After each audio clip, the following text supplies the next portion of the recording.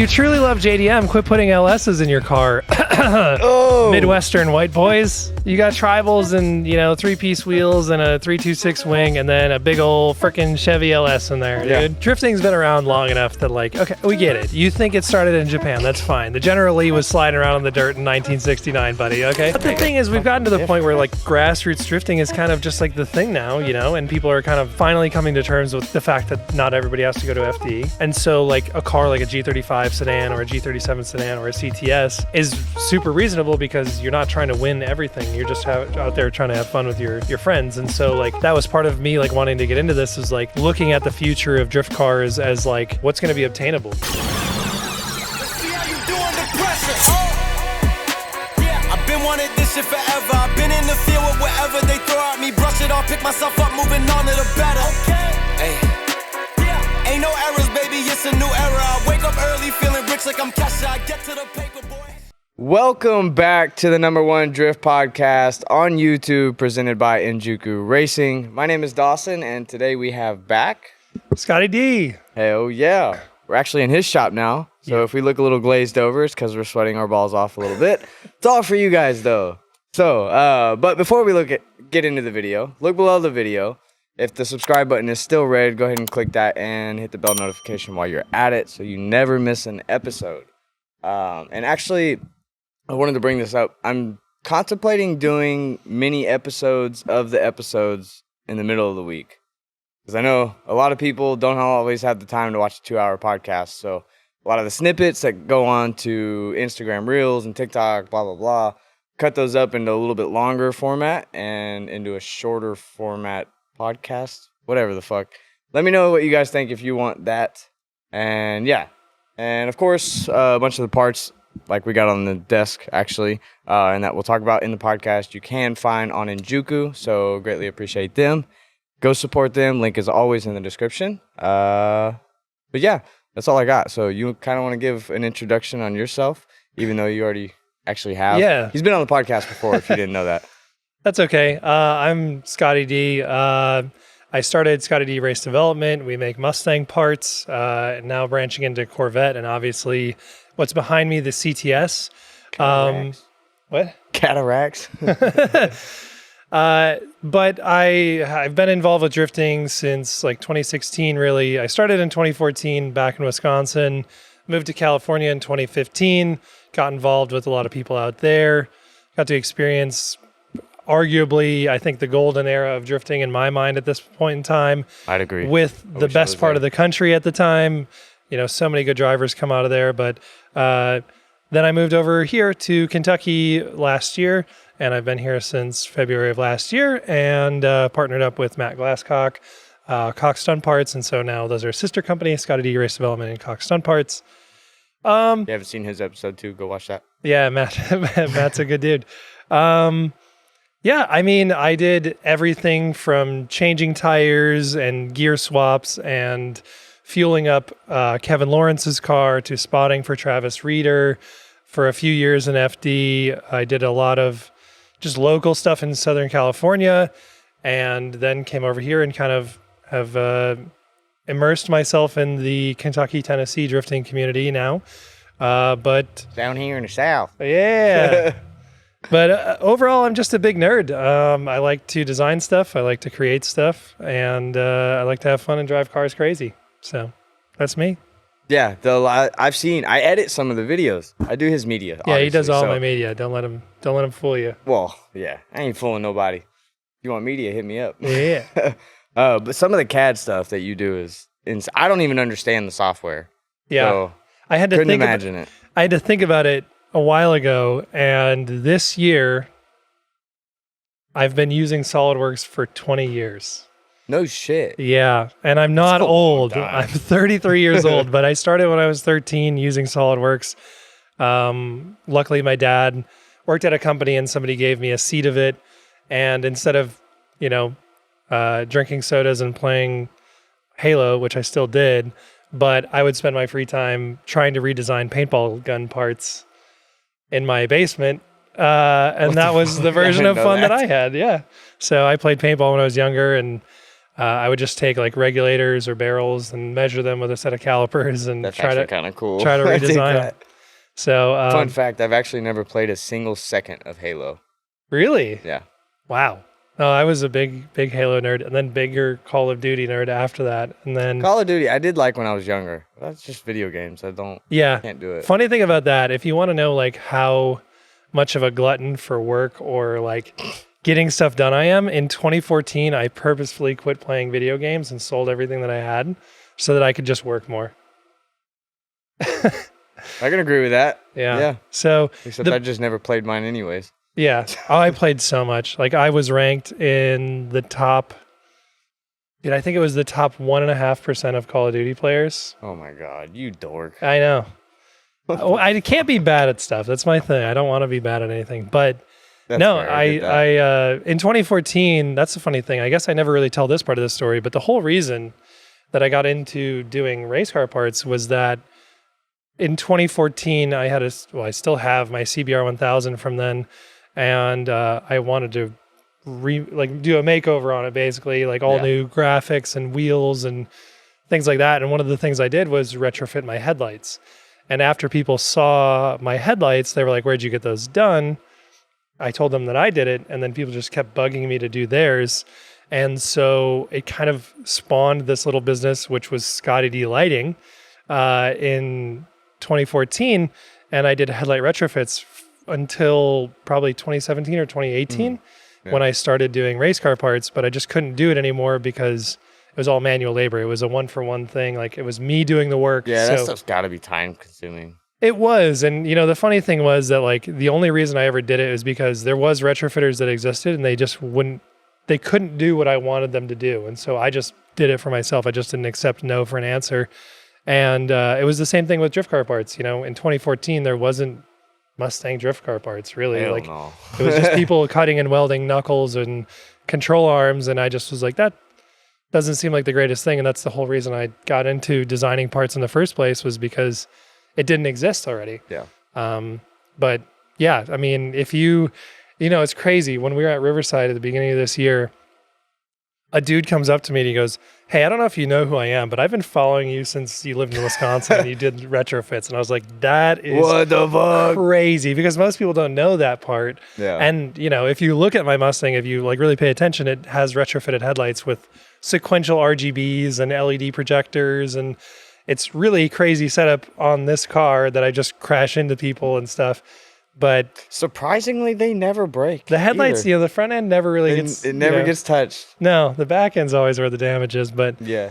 um, I don't know if y'all can see that in the camera, but I'm sure you can see a little bit in the main cam. Yeah. Switch to that one. it's definitely been crunched. But no, so I did that, and it's always like now it's like a fun thing I just do for myself. Like the Aston Martin has retrofitted headlights with, you know, that's right. switchback Yeah. LEDs and things like that. And before, when I had my Civic, they were, but the Beamer Wagon I had never had a chance to. But but no, that's the fun backstory of how I how I ever had the confidence to even do a business in the first place, was that like I didn't even really want to start a business. It was just people asking me repeatedly to make them something, and I was like, okay, I guess Business started you. yeah. I was like, I'll take your money, I guess. So Right. big shout out. I mean, I don't know if people are going to see it, like people that were a part of it, but Ride Shy in Chicagoland, Mike Taylor, he facilitated like a Facebook group for organizing motorcycle rides. And that was like the platform that I sold on in the first place. So honestly, like the whole backstory here, even further back than that, but big thank you to Mike Taylor for facilitating that and for being like the conduit of me starting a business in the first place, because we wouldn't be sitting right here if it wasn't for that. And even more than that, you know, something I rarely ever get to do, but massive shout out to my friends in Wisconsin, like Vince Dahl and Ben Metz, who were the ones who got me into motorcycles in the first place, because I was just all cars before that anyway. So if I wouldn't have gotten to motorcycles, I wouldn't have retrofitted. If I wouldn't have retrofitted, I wouldn't have facilitated. It's so crazy what you don't understand or see a lot of the little routes that you're going down until you're fucking 10 years in the future, and you're like, oh, yeah, that makes sense now. Yeah, and you know, the cooler thing about all this, and I'm just gonna keep plugging away at myself for a little bit, but I've heard a lot of stuff. I mean, we were at an event and somebody, we've made a joke about it that said I won 57 steering wheels already. And Yeah. it made me like think about it. I'm like, I guess people have like a misconception. Like, full disclaimer across the board, I am not super well off. We just like to have fun, and there's a lot of resources that we get to use to have the fun that we're doing. But I'm really proud of Scotty D Race Development never being funded. It's always been bootstrapped, and it's grown like as organically as possible through the wonderful people that have believed in me since day one. People like Daniel Scheidler, Chris Walters, Michael Farino. Like, these are people that were really invested early on, and I'm super thankful for the support of those kinds of people. But I'm just very proud of Scotty D Race Development growing to the point that it is today. I never imagined it. Yeah. I used to sell stuff out of my kitchen. Like, I stocked in my kitchen cabinets. And I remember you telling me that. Yeah. And I worked a full-time job like while I was doing it. And I would just come home and like just pack orders and place purchase orders for stuff and just grind away. Like, so it's been a long time coming to get to a point where like now this is all that we do, that I do. And what's been the best benefit of owning or I guess running a business in your personal life? So I think like the caveat that I always tell people, because there's a lot of people who ask me for business advice. But the thing for me is that the first step is don't do it for money. You got to love it, because for the first while, I mean, for the first 3 years, I was investing way more into it than I was earning. Oh God, yeah. I worked at Bird, the scooter company, and they paid really well. I was making like 130 grand a year in Southern California while doing this business and spending so much of my income from Bird on facilitating the business. But it was just fun, and it was just super interesting to me. And I found it like to me, I was just creating, and that was like the best part about it, is that I got to create new things and see how other people responded to it. And I messed up a lot, but that's where it's costs more money than it makes. And the first part is you mess up.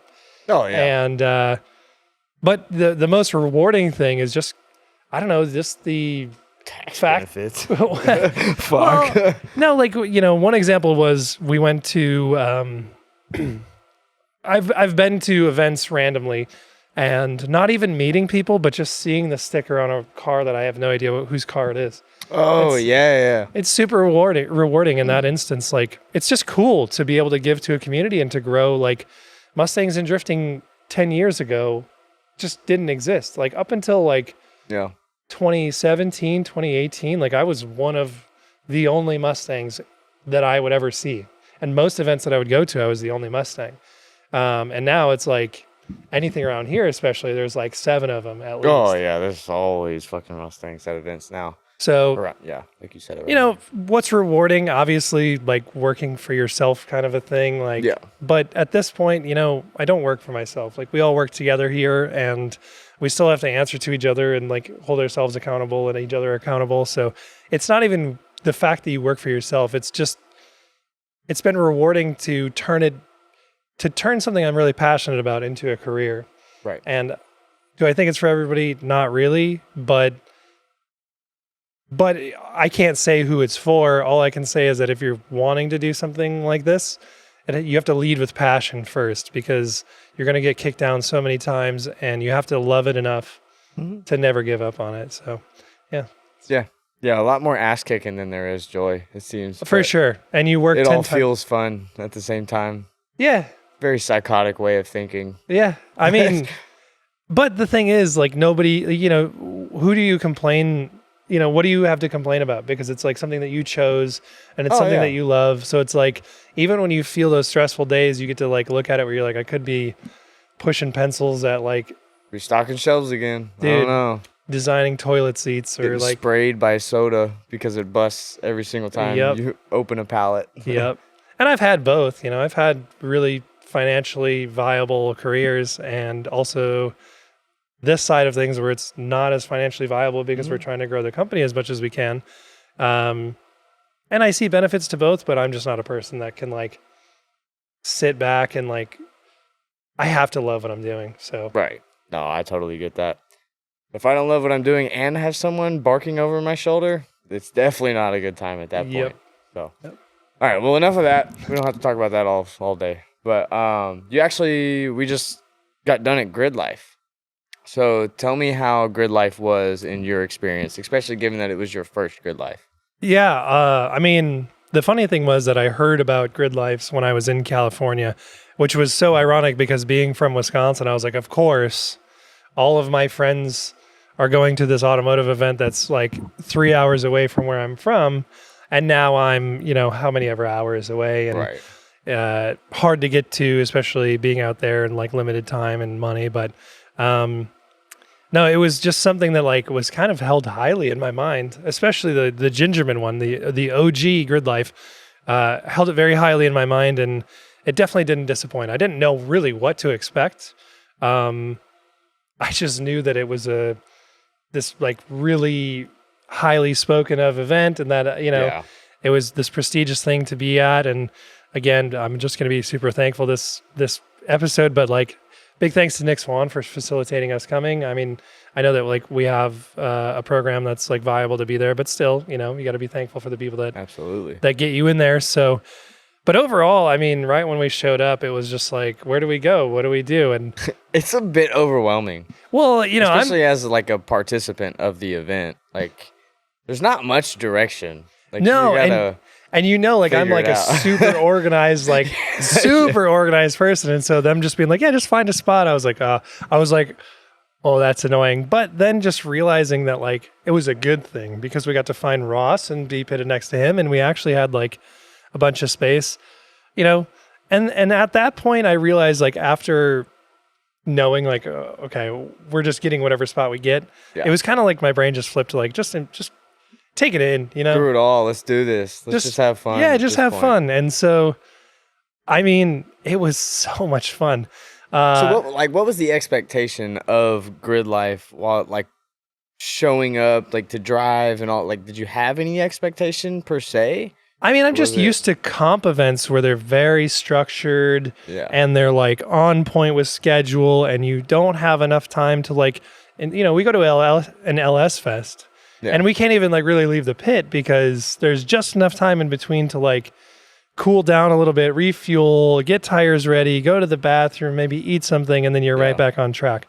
So with Gridlife, I was kind of expecting the same vibe where like a day was just going to be like bam, bam, bam, bam, bam. But it wasn't. Like, it was nice to be able to walk around, see other people's cars, like see what, other motorsports were going on, because LS Fest, it doesn't feel like that. I mean, I'm sure that we could like optimize an LS Fest, but the time window just isn't there. But I didn't really like have an expectation. I just was already preparing myself for something super, sequential, like a competition event. And it just wasn't. Like, the run groups were awesome. Like, that was the perfect amount of time. Like, people think like a half hour is a short period of time, but nope. Dude. Yeah. You get a lot of seat time. It's Yeah, crazy. and again, like I didn't know what to expect as far as like who am I running with? Are they gonna like just pack me in with like the low dogs or whatever? What was the first feeling going out on grid for the first time? Because like to anyone that doesn't know, you all go out at once. Like, there's no real. I guess at Gingerman there's a line. In South Carolina, there's no line. It's like you just go out and keep going around. You can pull in the hot pits if you want to, but Yeah. No, it was, I mean, seeing all the cars line up and like you're just looking at all the lines and you're like, well, I know that whoever's directly in front of me, I'm going to be chasing. yeah. And that's about all I know. I don't know who's in front of them, and I don't know what's going on. And even one of the times it was so funny because I wanted to stop and like not be a part of a big train. And Nick was like, no, you have to go. And he's just like angrily like waving. You're me stuck through. here now, buddy. Get on. Yeah. So like that was the funny thing, was that it was just like you're just sent in a group of like 10 to 12 people. And you have no idea who's behind you. You have no idea who's in front of the person in front of you. But it was just a jam. Like, I don't know how to explain it. It was super fun. There's still got to be some sense of like security almost, given who the drivers are. That's Like, you already know it's a fairly experienced driver, so if something does happen, like it's just a random mistake. Oh, for sure. I mean, that was the crazy thing for me, was like, I go to like these local events and I don't really ever want to tandem with people because I don't trust that they're going to drive like committed and well. You know, most of the time it's the commitment that's the issue, not like the overall line. But being there, you know, like it's just like everybody's good. You know, there's a reason that they're here. They're like You have no excuse at that point. yeah, like, you know, and so like it was just fun to just be able to drive the wheels off the car and not be worried about somebody slamming into me or me slamming into anybody else. So it was just a wild experience. It like I said it in our reel or whatever, but it just felt like an Assetto Corsa server with like a lot of really good people. Yeah. And you're just going lap after lap and, you know, even like chasing somebody who's straightened out already. And, you know, they're trying to cool their car down, but you're just doing a lap you're right up on them. their ass while they're just driving straight around the turn. It was crazy. And the music, you know, to me, I'm a big EDM dude. And so like the music was an amazing part of it and super fun for me to be able to get back to that again. I don't know, probably being from the Milwaukee, Chicago land, it's a heavy EDM culture over there. Yeah. And so like, I'm not an EDM guy. It's not my thing. You didn't hate it. I enjoyed the time. Don't get me wrong. Music, not so much. Just like he's not an OS guy, but you know. He knows. Yeah. Yeah. But if you handed me the keys to one, I'm not going to say no. But no, it was a really great experience. I mean, I definitely want to go to one again. And, you know, one of the coolest things about it was like, there's the line where you just give people rides. And I just think that's awesome. I love giving people rides. That's why we're building this 4-seater drift car, you know, is to give as many people rides as possible. And one of the dudes jumps in. He's got a carbon fiber stilo with a comm. Dude, he like had Hans on it and he had comms. Like, I'm like, oh, this dude must shred something else. And he gets in, he's like, oh, I'm just super pumped. And like to take somebody who probably is a killer in a road race car. Oh, yeah. And put him in a drift car. I was like, oh, great. I'm going to have to really like drive the wheels off this thing to impress Let me grab my balls for this one. Yeah. But he handed me the comms and he's like, shove this in your helmet. And it was awesome because I'm like, okay. And I put it in my helmet and the dude's just talking to me throughout a whole lap. And he's just like, I can just hear him like pumped in the passenger seat. Like, we got to put him in the Cadillac. Dude, yeah. So we talked about that a little bit, and it actually gave me an idea of doing that with my car. Yeah. And having like a podcast almost where it's just ride-alongs with a bunch of random people and a bunch of cut-up stuff. Yeah. I think it'd be... Let me know what you think on that, because I think we want to do something kind of like that in this car, too. Yeah. So. I definitely think it'd be worth it, especially like new people and to have them, you know... I think one of the things that people who are riding in a car like might feel extra nervous about is that you're just like silent, like visor down, like, you know, and they're like, yeah. Who the fuck is driving this car, you know? But to be able to talk to the dude the whole time, I feel like it made it that much better. But again, it was just like one of the layers, you know, I got to drive with my boy Travis, and that was the first time I've ever driven with Travis, and it was a great time and just hanging. Yeah, that's what I was going to ask next. Like, because you used to spot for Travis, and then you knew Caleb back in the day too. Kind of. I mean, so it's really funny because I only knew of Caleb, and I wasn't sure on him because of, you know, just because I didn't know the full story. And Caleb's a scary looking dude. You guys have seen him. He's a very aggressive looking person. Yeah. He's not. But he's the nicest dude ever, dude. Yeah. Yeah. And Travis was talking about something, and I was like, are you, you know, I was like, what's the deal with Caleb or whatever? And then the next event that we went to, Caleb just comes up to me and goes, so I heard you think I'm sketchy. And I was like, no, dude, I just asked Travis. And he was like, nah, it's okay. I understand. I look scary. Yeah, that's definitely Caleb. It was so funny. So... But no, it's been awesome. Yeah, like, how was it to get to drive with them, though? It was great. You hadn't driven with Travis in... Ever. That's right. Yeah. Wow. We drive on Assetto all the time, but never in real life. And like, you know, because he was doing the pro car stuff. And I think that... He was all the way up in Washington, isn't he? Yeah. Yeah, that's far as hell. But I think, you know, I don't want to get too sidetracked, but I think this year's, you know, people are all bummed for him not being an FD, and he was a little bummed, but I think this is a good refresher for him to just remember what fun is like, you know?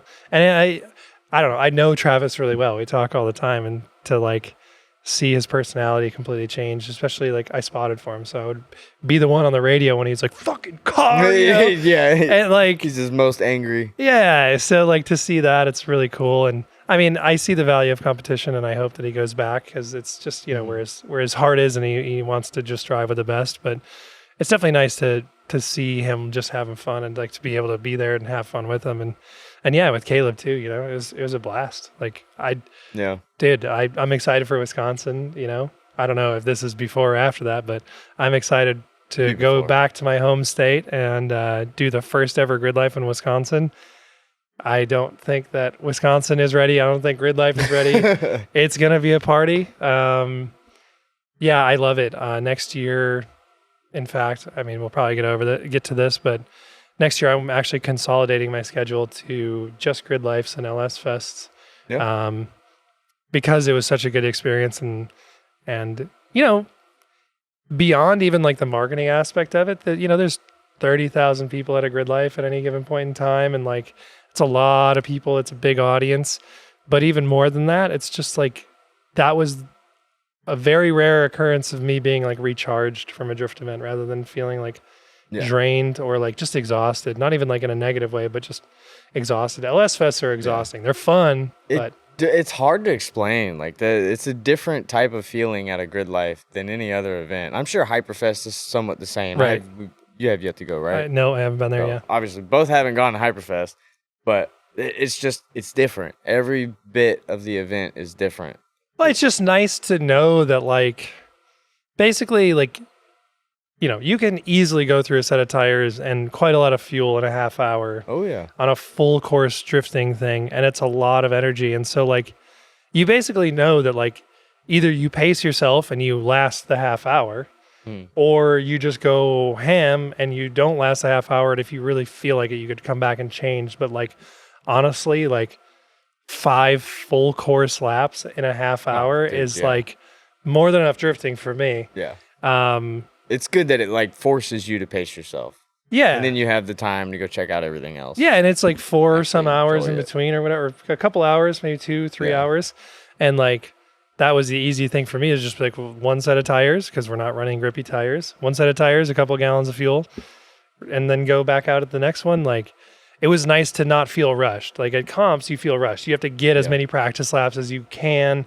You also don't want to use up too many tires, and then qualifying, and then it's always like this rush, wait, go at a comp, versus this is just like, do your own pace. If you want to park in the grass for 10 minutes on grid, you can. And if you want to pull off and pull back in, you can.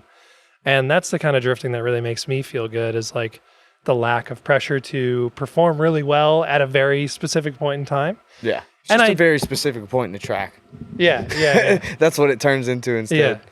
So like, that's the funny thing, is like at LS Fest, Nick, you know, I've mentioned it before. I don't think anybody's oblivious to the idea that I'm like not very comp oriented. I don't care about beating people. I like doing comps because you get to drive with really good people, but I don't really get excited about beating people. I don't really like get that excited about winning. Yeah. I just like driving well and doing really cool laps with people.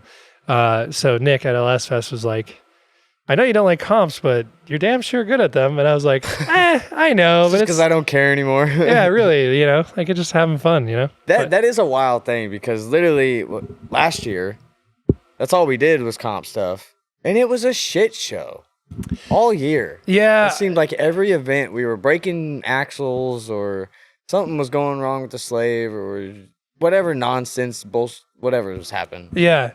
And I mean, that was like partly like figuring out the weak points of the car, but also like I just was taking it seriously, and it was like stressing me out. And I mean, after Jersey, it was kind of like I had just burnout, and I was like, dude, I don't want to care this much, you know?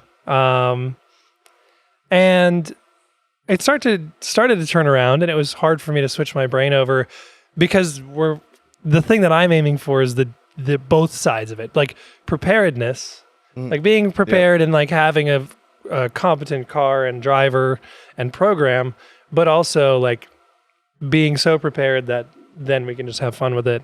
Everything becomes kind of second nature. I mean, we figured out a flow with like loading the trailer, having stuff ready, unloading, setting up, you know, everything. And I think it took that to also ease my mind, but really like it also took me just being like, no, you know what? There's nothing that's going to ease my mind more than just being prepared beforehand. And so that's what I do on the front end. Like, it's a lot of work before, but then while we're at the event, I can have all the fun in the world. Yeah. And for the most part, the last few events, like even me crashing into the tire at the last one, like Yeah. still we're just putting fuel in it and putting tires on it, you know? So like, Even the Gridlife, and what was it? You had maybe one session left in the. No, because we still had Sunday. yeah. There was one session left in the day. Yep. You ended up cracking one of your steers, didn't have another steer with us, and you were just like, dude, honestly, I don't care. I'm so freaking tired right now. Like, I can't. I honestly didn't even think about going out with the next one. Yeah.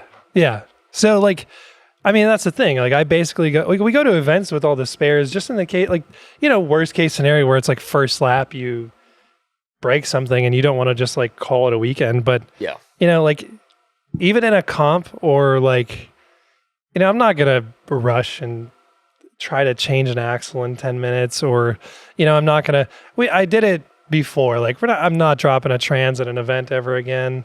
Like, God, it's terrible. That was rough, dude. We And did it people- twice in one day. Yeah. And people might say, oh, well, that's just, you don't have the drive. And it's like, to me, I'm like, no. It's a part of it. Yeah, I just don't want to do that. I just want to have fun. Yeah. And like, to me, finishing position at a comp even doesn't make or break the fun of the thing. Yeah. What makes it fun is like not having a headache and like being able to spend time with my friends that are there and the fans and things like that. So, you know, I just don't try to win everything. And the irony is that I win more stuff. Yeah, and the car seems to operate better and all of it. Yeah. How did the car do overall at Gridlife and Riverside, all these past events?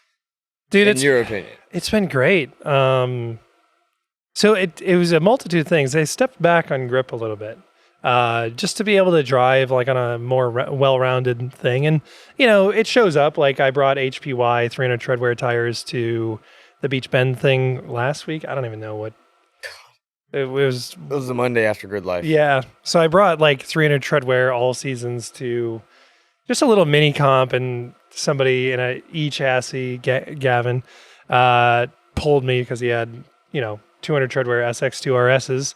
Yeah. Beast tire. Wheel speed was astronomical. Oh my God. But he just pulled me off the start, and like it was a fan vote and whatever. So like I didn't win that because I didn't grip the car up. But besides that, like it hasn't proven me wrong really. I just like find a grip level that works and it's not breaking driveline. We put water wetter in it and it dropped the coolant temps 10 degrees even on top of the 10 degrees. That's crazy. Yeah. Like Wow. when I sit on grid now, between having water wetter in it and Renegade, like I sit, before I do like a pull or anything like that, if I sit on grid, it's 165 coolant temp. Oh shit. Yeah. And then on grid, like after laps, after it cools down, it's like 175. And so like, How much degree temp do you think just the Renegade gets you? dude, it's gotta be. Actually, are we the only drivers that drift for Renegade? Is that what? Yeah, I think so. That's crazy. Josh Love might be still. I don't know though. But no, I Sorry, mean, yeah. no, it's sidetracked. like before, like I run a low thermostat, so it helps. But like, dude, I have a 10-year-old, minimum 10 years old Mishimoto radiator in the front of my car that I blew out this year. It's just water with water wetter, stock LS water pump. Like, there's nothing crazy about my cooling system. It's a stock, by the way, you know, if people haven't found out yet, these 96 to 04 Mustangs have gnarly stock fans. They're like 4,000 CFM factory fans. No shit. Yeah. And the Lincoln Mark 8s, same things. They're like crazy. Oh my God. So that's why I just run a stock Mustang fan. That's what I just ordered was some Durrell fans that'll do 4,000. Yeah. Yeah. So like it's nothing crazy about the cooling system, but yeah, dude, the Renegade, like even before water wetter, it would just be 175 all the time. Like it was just chilling. And like before Renegade, when it was running on pump gas, it would be in the 180s. So it's probably close to 10 degrees, I would say. That's crazy. Yeah. Because whenever I was doing some data logs in my car, I had the front bumper off, which is obviously going to make it a little bit cooler. Everything's got airflow. So, but when I switched it over to Renegade finally, and the same thing. It was about 8 to 10 degrees is what I was seeing just from putting Renegade in. And the RB won't stay cool right now whatsoever, hence why I just ordered fans. Shout out Injuku. But yeah, literally 8 to 10 degrees, and that's just 93. Yeah. HR 93 stuff. Yeah. So that's what. What some gas is that actually? It's HR 102. 102. And the crazy thing is, if you're looking into a race fuel, honestly, like, this isn't even me being sponsored. This is just genuine. Like, Renegade underrates their fuel. Mm-hmm. So, like, they recommend, like, max compression 11-to-1 and, like, NA for the HR 102. But we run this thing on a 175-shot direct port with 11-to-1 compression on a 6-liter. And, like, it loves it, dude. This thing, like, never skips a beat. And even running nitrous, like, it's on, dude. I just never worry about fueling in the car. Like, never. The timing's pretty aggressive, like, and dude, the car does really well for what it is. I'm very pumped on the car, and, we'll get into the... Oh, yeah. Yeah. We got plenty to get into. But no, on that topic, though, of the car being rowdy, even from my camera angle inside the car at Gridlife, you can see it. I know you comment on it all the time, the shaky footage. Yeah. It's not... Dude, I try so hard to keep the footage very stable. There's only so much you can do in the car when you're handheld holding a camera, but it's violent. And it's honestly crazy to see that car specifically, this chassis, take so much abuse and just work. Yeah. Well, and I mean... I know a lot of that is probably driver. I think you got to learn how to drive the chassis. Yeah, I mean, I set it up like really weird. I don't think that many people would have their car set up the way that mine is, and people commented on it all the time. They're like, "Man, that thing looks like boaty or whatever." But like, to put it into perspective, I have 13K front springs with an aluminum block LS and 5K divorced rear springs. So like, it's probably like a 3K effective rear spring. Like. Not much. And there's no sway bars on it. So it's set up to be like hooked. And when people talk about like learn how to drive a car with low power, I kind of agree in the sense that you have to use momentum because more so, I hate to call out this part of the country, but this part of the country is like, heavily rooted in drag racing and, just right. I've seen so many drift cars with like way too much horsepower and people aren't driving it. Zeroed out alignment and like everything's zeroed. So they're not even using all the power. They're not using all the power. No, I mean, and that's the difference, I think, is that like, even though this thing, like it's 430 wheel NA and 560 wheel on spray, but like we go play at LS Fest with like, people with way more horsepower. 900 horsepower cars. We battled Naren last year, 950 wheel horsepower at Beach Bend, and didn't do half bad job. Even like some of the guys in Texas at LS Fest. I mean, what does Ryan's car make? It's over 600. Okay, so yeah, even that car. Yeah, and I mean, it is partially dry. Whatever. It was close. I would have won it if I wouldn't have went off. Okay. But that's okay. No, I mean, I don't know. There's setup things. There's just commitment and driving with momentum. Yeah. I usually hook that thing up to where like power just won't do it. It has to be momentum driven. But I mean, they are capable. Like I clearly like people like Adam Heichman doing it in FD right now. That's nuts. Yeah, so there's like these cars have so much limitations to them. For sure. It's ridiculous. And we work within those confines, like the angle kit that I've designed, there's a lot of people that feel like the geometry could be different or whatever, but I've nerded out on this car way more than most people have. And the way it's set up right now, it's like close to 60 degrees. It's about 60 degrees. I don't even remember. I've designed way too much stuff since then, but 60 degrees of angle. And I have IRS in here. And so I think like the IRS really helps, at least for the driving style that I have. The straight axles in these cars need a lot of help And that's the big thing. It's like, like a 240, you kind of have to go through the catalog and replace every control arm on a 240 before it like does what you actually want it to do. It's similar with these when you have a straight axle, like you need to put a panhard bar on it or a Watts link or put an IRS in it. And even if you put an IRS in it, you have to change all the bushings and the front, like I have a QA1 front subframe and that helps a lot. With clearance and things like that, because the factory front subframe has spring pockets in it because these cars had divorced front suspension from the factory, which is absolutely insane. It's even more crazy. If you don't know Mustangs, they had the same suspension from 79 to 04, with very little differences, but it's crazy. They all bolt together. So, the QA1 front subframe, I feel like I was a part of that being the first ever approved aftermarket subframe for FD, which is super cool. I was going to ask about that because I knew per FD rules, like you're not really supposed to even mess with the subframe. Well, to an extent. The funny thing was, like 2020, I talked to Kevin Wells. He was at a shootout in SoCal, and I asked him about what do I have to do? What can I cut the spring pockets out of a stock one? And he's like, no, you can't cut it. And I was like, well, what the heck? They're in the way of any angle kit. And big ups to Doug Vandenbrink back in the day for being somebody who pioneered these cars and dealt with all of it and made it work. But so I was discouraged then. And then Denofa hit me up to ask about setting up his Fox body. And he was like, what front subframe and that kind of thing. Yep. And so I told him the QA1 because I love it. It's a great subframe. The rack location's adjustable and the control arm pockets are, stout, and the engine mounts are modular and things like that.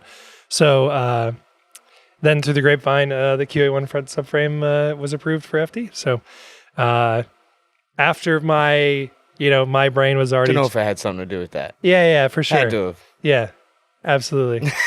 I don't think they would have just pulled it out of their butt, No. So and by proxy, I had something to do with it. So right. So that's really cool. So all you Mustang dudes, there you go. You're welcome. QA1 is an awesome front subframe. We offer them. Yeah.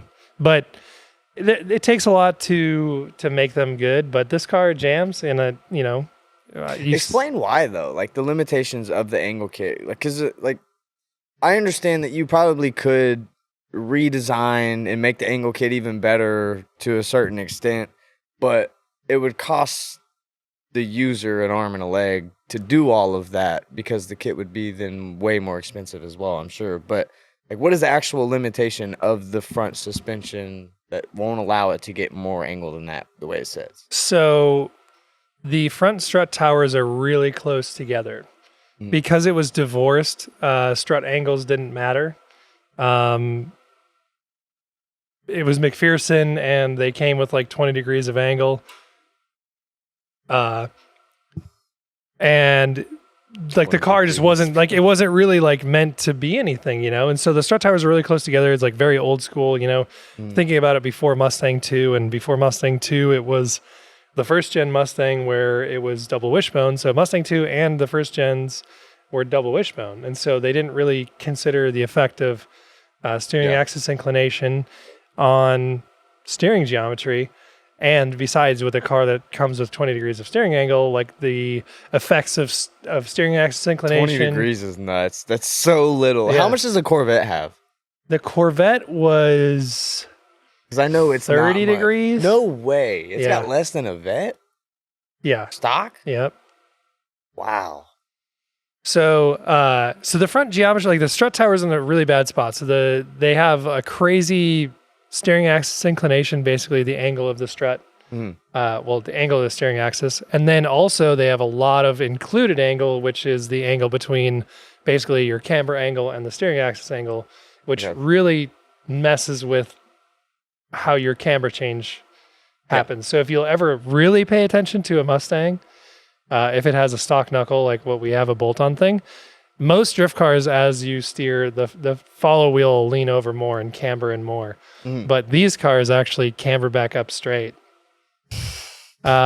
which is so wild. But so there's that, but also the rack is really far forward. and you can't move it backwards because the control arm mount points are right behind it. So unless you like did a fully custom front subframe with different control arm mount points and move the rack, and then you'd have to do custom headers, and then you'd have to have a different steering shaft and all this stuff. I mean, when I designed it for people to be able to bolt it on in their garage and go drift. Yeah. That's why I haven't done something that's like the end-all, be-all angle kit. A lot of other angle kits, they try to move the wheelbase forward to fix the rack geometry, but they still over-center halfway through the sweep, which is even worse because your Ackerman curve changes. At least with ours, the tie rods are always pointed backwards, and it's not ideal, but the Ackerman curve stays consistent. You never have over-centering, so that's why I did it. But rack's in a bad spot. The strut tower's in a bad spot. There's a lot of stuff in the way in the wheel wells as far as the stock subframe. So there's a lot of battles, but to be able to get it to do what I can make it do, where people like Ty, I'll give a shout out to Ty in the Northeast. He always drives Englishtown, but he shreds in it. So it is possible. Shane shreds in it, you know. So there's that one dude. I know some of y'all have seen it on Instagram and TikTok. That one dude in the black Mustang, black New Edge, that like constantly posts videos of him just bullying people around track.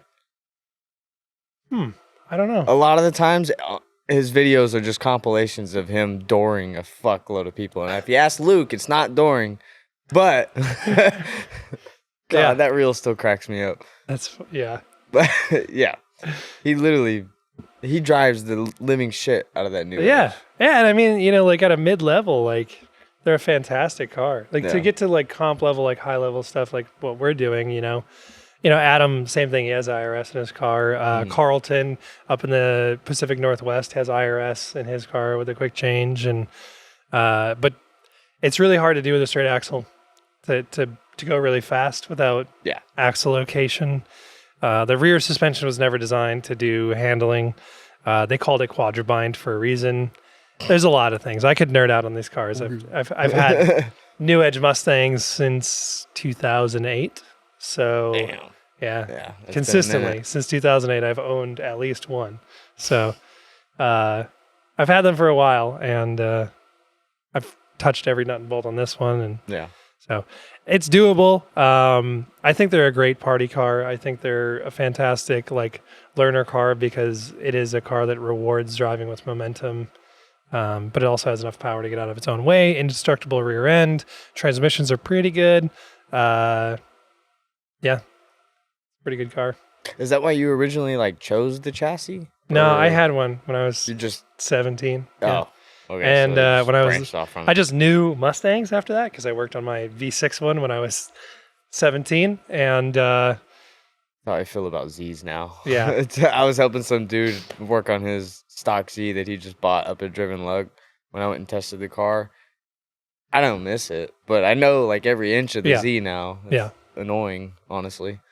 So, yeah, I mean, it was just knowing Mustangs, and this thing I've had for 10 years. So, you know, I also know this thing really well. I've been staring at the staring at the same steering wheel and dashboard for quite some time now. So, Well, there's more in depth on that in the previous podcast. So if you want to hear a lot on that, you can go back to that. We won't bore you with the same details. But nerd out really hard. Okay, so let's see. Yes. So obviously, like you said, you've made parts for this chassis. You just recently made a new part for it, which is the clevises. Yep. Explain what those are, why you made them, and what the benefit of them is. Yeah. So Matt did a really good job. He came up with the idea to make a double shear, and I'll explain a double shear. So he made this tie rod kit. So even when I first heard it, I was like, "What the fuck are you talking about?" Yeah. So he made this tie rod kit when we originally partnered up and put it on my car and validated it, and it was great. It's great because it's basically a rod with two rod ends on the end of it, and then you screw this piece onto the rack. And so instead of having like an inner tie rod with a ball and socket that screws on, right, and then you thread an outer onto it, this makes it so it's a much beefier rod, and it's easier to adjust, and it's easier to replace parts and not mess up your alignment. It's easier to set up spares. It's easier to, really do it in a quick time, like in the event of like a timeout or something like that. So he originally designed them, and then after Texas, there's just things that I felt that I was like, you know what, I want to investigate this further. And so I just took the time to really nerd out, took a steering rack, and just sat and played with the existing clevis and the rack, and found that the rack was limited. So I wanted to fix that. The set screws would come loose and would loosen up. So I wanted to fix that. And also the corners of the clevis after the rack would develop a little bit of play, because over time with drifting, like it's a lot of abuse on a rack, they'll all get play. 240s are really notorious for it, but these cars are no strangers to it. And so as the rack would get play, the corners of this rectangular clevis would dig into the inner portion of the rack and would cause some, just like stiffer steering and things like that. So I wanted to just, kind of start from the ground up and take his idea of this really good idea of a double shear tie rod kit, which double shear is literally just meaning that it's bolted on with 2 ears. And so the bolt has 2 points where it would have to shear versus 1. That's all double shear means. And it was just a catchy name that Matt chose. Fancy ass.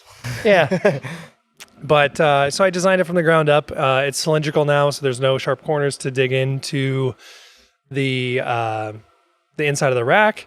Instead of set screws, there's now a slot and a clamp bolt.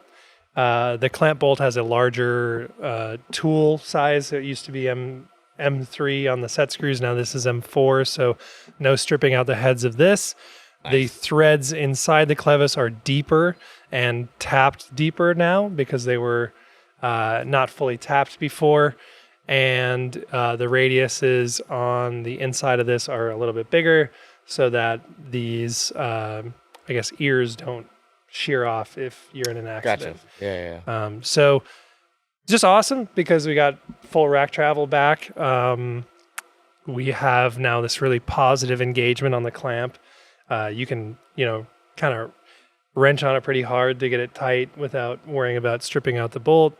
The threads are fully threaded all the way through now. So because what happened before is like the end threads inside of it would kind of catch on the end of the rack and it would feel kind of gummy because they weren't tapped all the way because the tap couldn't get deep enough. But now they're tapped deep enough. So overall, it's just way better. It's awesome. We tested it at Gridlife and you felt me going lock to lock on the Manji stuff. And it works. It works really well. So I'm pumped on those. But we're always trying to improve. Nobody's perfect. I've definitely made a lot of improvements to parts that I've designed over the years. It's kind of the game. And something that we do, for example, with these is offer them to the people who have already bought into it for like insanely cheap. So normally one of these is $81 or something. Holy shit. Really? Yeah. That's crazy. The whole kit's $300. I mean, I guess that kind of makes sense. Yeah. Angle kit shit is expensive. Yeah, but we're offering these to everybody, even if they don't have it. I guess if they wanted to buy it, they could, but it doesn't make sense. But for existing customers, $81 for the pair of these, so 50% off, just to update and get more rack travel, to have a better clevis, just because, we want to make sure everybody's on the best stuff. Right. I assume every kit that goes out the door now will have that. Yep. Yeah, everything that ships now, there's updated drawings, updated images, and everything like that. So okay. Yeah. Do you ever plan to do, on-car adjustable mounting points? So it's really funny. Just recently got into designing and making double adjusters. The irony is that like feedback from the drifting community is actually less adjustability. Like people complain about like even on the S197. I mean, I kind of agree. I'd rather just set it and never have to touch it again more than anything. But So we've actually like drawn back on like the adjustability. You know, we went back to one piece arms on the S197. Like we've watched other companies pull back on their adjustability, things like that. So for things that matter, you know, like we'll start to incorporate that. And, you know, one of the things that we're always fighting the balance of is like capability and cost. We always want to like offer something that's like reasonable, but also our own capabilities of manufacturing. We want to make sure that we're not overextending ourselves. So as we like grow, we're learning more skills and being able to do more stuff. And so, yes, we have toyed around with double adjusters, and in cases where it's needed moving forward, yes, we will definitely. The only reason I like it is just if you do get in a wreck and you need to change it, swap it out, it makes it so easy. Absolutely. Yeah. No, it's something that like I definitely have wanted to do for a long time, along with like pressed in sphericals rather than like screwed in rod ends. But we're always growing. We're always improving. I mean, you know, we branched out into Corvette stuff now, which is really cool. We have the front and rear bash bars for C5 and C6. We have a angle kit light for C5 and C6 Corvettes, which is awesome. It's 50 degrees of angle for $400, and our welder Corey has it on his car that has stock leafs on it, which is dude, he rips the shit out of that car. It's wild. 50 degrees of stock leafs, like it's literally a 20-minute per side install. You don't even have to take the wheel bearing off of it.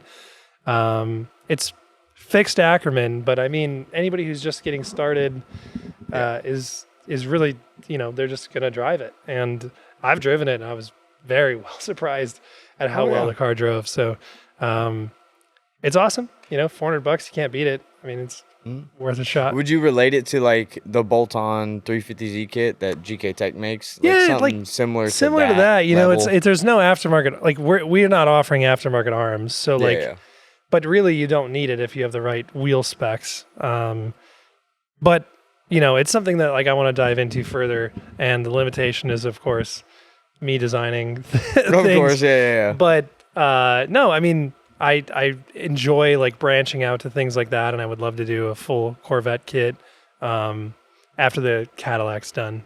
Then we'll get into other stuff. But yeah, it's been fun to try and do stuff with that. Even the bash bars for the Corvette, they're very unique. So yeah.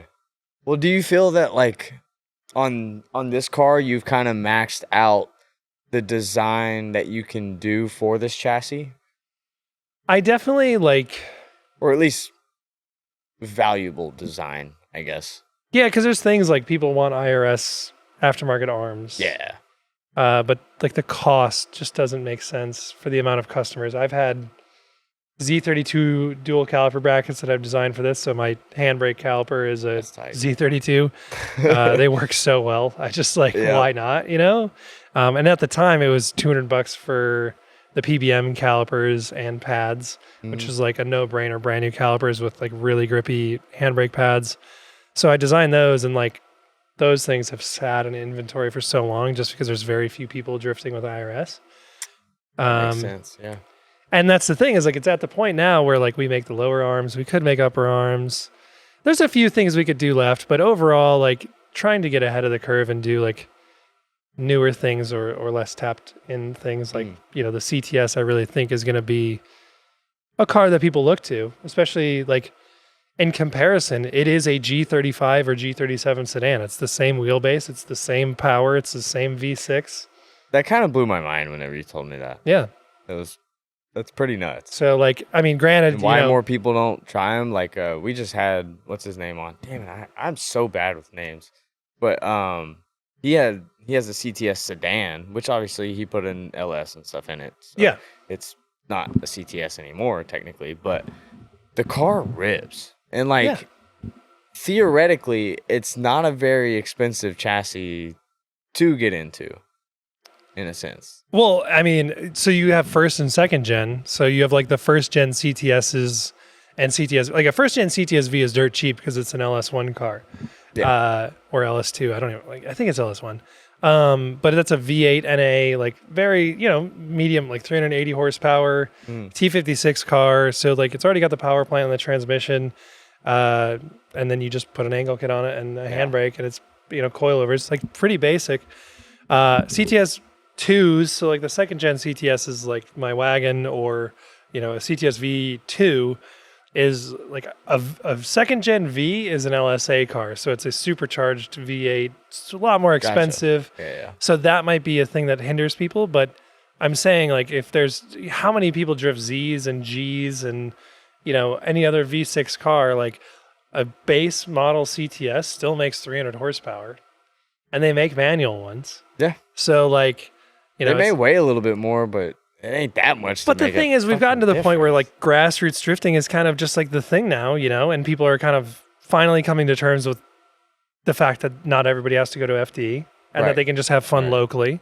And so like a car like a G35 sedan or a G37 sedan or a CTS is super reasonable because you're not trying to win everything. You're just out there trying to have fun with your friends. And so like that was part of me like wanting to get into this, is like looking at the future of drift cars as like what's going to be obtainable, because like even, a Fox body Mustang is like really hard to find, especially one that's not super clapped. Yeah.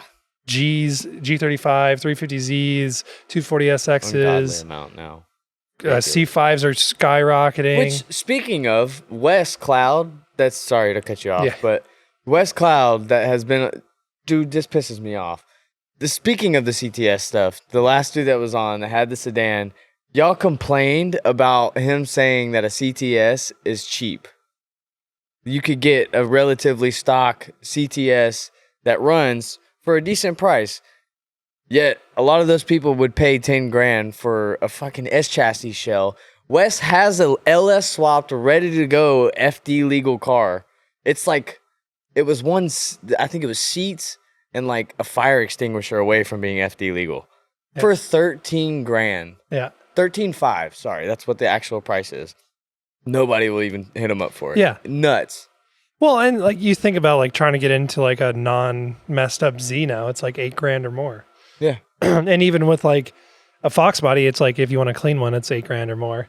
And like a stock, even a CTS 2, like a second gen CTS, like a stock like V6 one, not an LS one, is like $3,500. That's cheap. I know. And the first gen ones are like, not kidding you, you can find a first gen CTSV for under 10 easy. And that's an LS1 T56 car. Like you could sell the LS1 and the T56 for 5 grand. Yeah. Yeah. If you wanted to do a different swap or anything. But no, it's not a bad car. It's just a 113 inch wheelbase. But, Mike Fiak, the dude out there in the BMW with the Coyote in it, that's a 113 inch wheelbase car, and he shreds in that thing.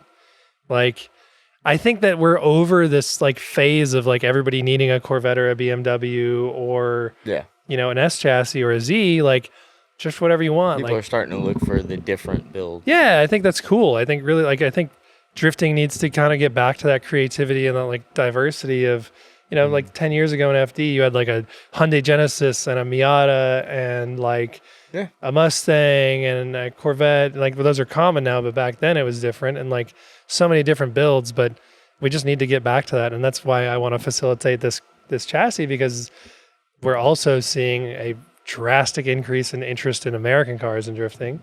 And that's very true. Yeah. To find a manual rear wheel drive car that's American that isn't crazy expensive, because you either have like a V6 Mustang or like a Corvette. And like, one of the things that somebody please tell me why, I don't know, why are we not drifting more Camaros? Like, why is that not a thing? They're ugly as fuck. I think they look great. They're so ugly. I love them. But my buddy Alex Grimm, he had a 5th gen and he drifted it. And then I know, God, what's his name? 5th Drift on Instagram. Dude, I'm so bad with names. I had somebody on. Robbie Baldridge. Drives one. Robbie Baldridge drift ones in Texas. And I've met a few other people, but like, I just want to see that. I want to see the diversity. Bring back Genesis. Yeah, bring back those Korean VQ. Yeah. Those things are sweet. There's a dude that comes to Beach Bend Drift, by the way, if you're in the Kentucky, Tennessee area. Beach Bend Drift. Me and my cousin Shane host it.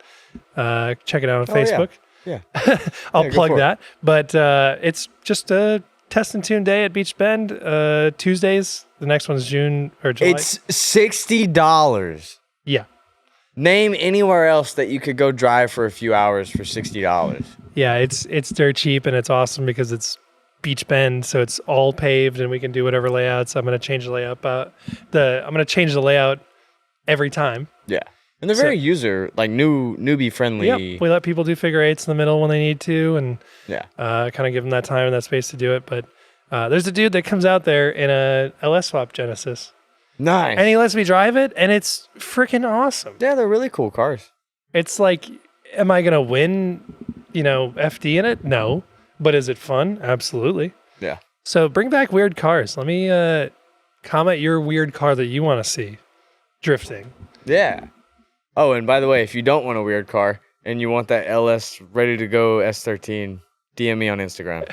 I'll get you hooked up with that. But Yeah. yeah.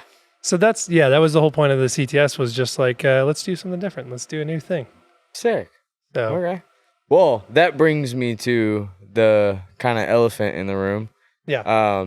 This car. Yep. It's getting the chopping block, it seems. At least as far as you driving it. Correct? Yeah. So I just feel like I've driving it for owning it for 10 years and drifting it for 8 now. It's been awesome. I mean, and it's definitely pouring its heart out this year by doing so well. Damn right it is. But I think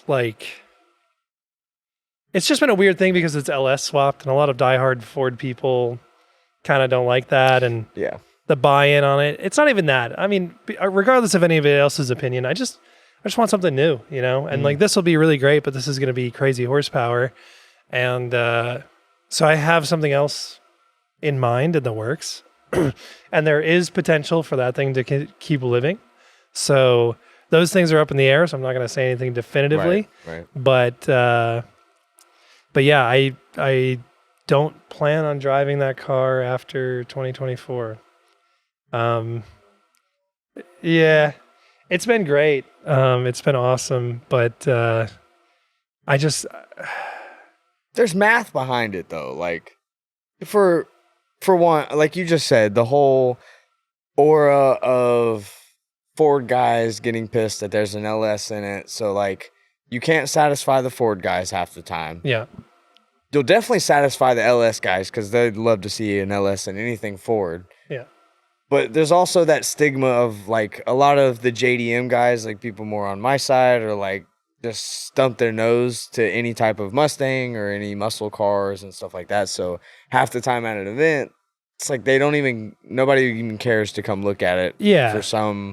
For the JDM inspired guys. I think that I drive pretty decently, but I think, yeah, I It think sounds shitty too. It's not like we're trying to build cars for other people, but no, and there's an extent. I don't know. I mean, it's just been weird because to me the car isn't, I don't know how to explain it. I'm not like a brand loyalist by any means. Right. Like I have a Yeah. 99 Mustang with an LS in it. I have an Aston Martin. I have an E46 Wagon. Yeah, your British Mustang. Yeah. And I have a CTS Wagon. And I have a Honda motorcycle. Like there's no brand loyalty to me. I designed parts for them. There's people that consider me the Mustang dude, but I don't really consider myself the Mustang dude. And this car is awesome. Like I love driving it, but I just feel like I need to graduate and progress and do something different. And this is going to be different, but I also need a car that is going to just party as hard as I want to. And I just, it's been a long time. It's been a long time in the same car. I just kind of want to do something new. So, yeah. Okay. Well, I guess I know I just kind of said that it's kind of shitty to do it for other people, but you can't help but say there is that aspect of drifting, especially if you're trying to make a career out of it. Yeah. So why do you think it's important to, for one, build a car that you love and enjoy, but that the viewer or the person riding along can enjoy almost as much as you?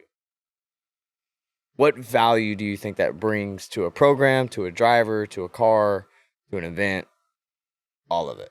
Well, that might be a hard I guess question I'm to answer, but well, I'm controversial in it that I don't like the cookie cutter drift car. Right. Like fade paint jobs and tribal Why I'm asking graphics you and like instead of other people. yeah, like backwards logos and stuff. Like basically your car, honestly, it's like He hates my car so much, but he loves it at the same time. Don't let him fool you. it's RB. Honestly, I don't know why I love that part about it, but that's That's cool. the only thing that gets my car by. Yeah.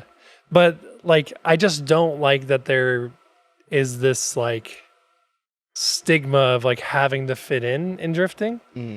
That's not why I'm getting out of the car, is to fit in more. Honestly, the next car isn't going to fit in anymore, with the exception of the fact that it's going to be a car that I think it's gonna be a boat. It's gonna barely fit in anywhere. but like it'll actually just be where an LS belongs according to people. But no, I don't know. I think that like it needs to be an extension of you. I think that like it's hard to say that something's it's hard to say that something's an extension of you when it looks like every other car in the grid too. Right. Like I just don't agree with that. But I mean, to each their own. Like I'll always give people a crap about it because it's like, you know, I want to be different just like everybody else. That's what it feels like. I'm the same way. And I know you like you poke at me for being that guy, but like dude, the amount of shit I get for Kanseis, which is nuts. Kanseis are That's great crazy. wheel. Amazing fucking wheels. Yeah. They're chrome. They're everything. The Neos, go get them. They're amazing. But you'll get the real style guy every time I say style. If I say style in anything, I get eaten alive, dude. Then you'll get people in the comments like says something about style and then proceeds to have absolutely no style, and then they have like 500 followers and they've got probably 40 grand in wheels or some stupid like that. It's just so ironic to me. Like, you know, they like, it's like the respect all builds people are the ones like that say respect all builds, and there's a little tiny asterisk, and they're like that like match what I like, you know? Yeah. Like that's the funny thing for me is it's like, you know, if you really respected all builds, you guys wouldn't be like hating on a Mustang that's not scraping the ground. Like I drive the wheels off this thing. Like I don't want it on the ground, you know? Yeah. It monster trucks, but if you look under the rear fenders or rear quarters, you'll understand. You ain't got much room for nothing. No. But it's, you know,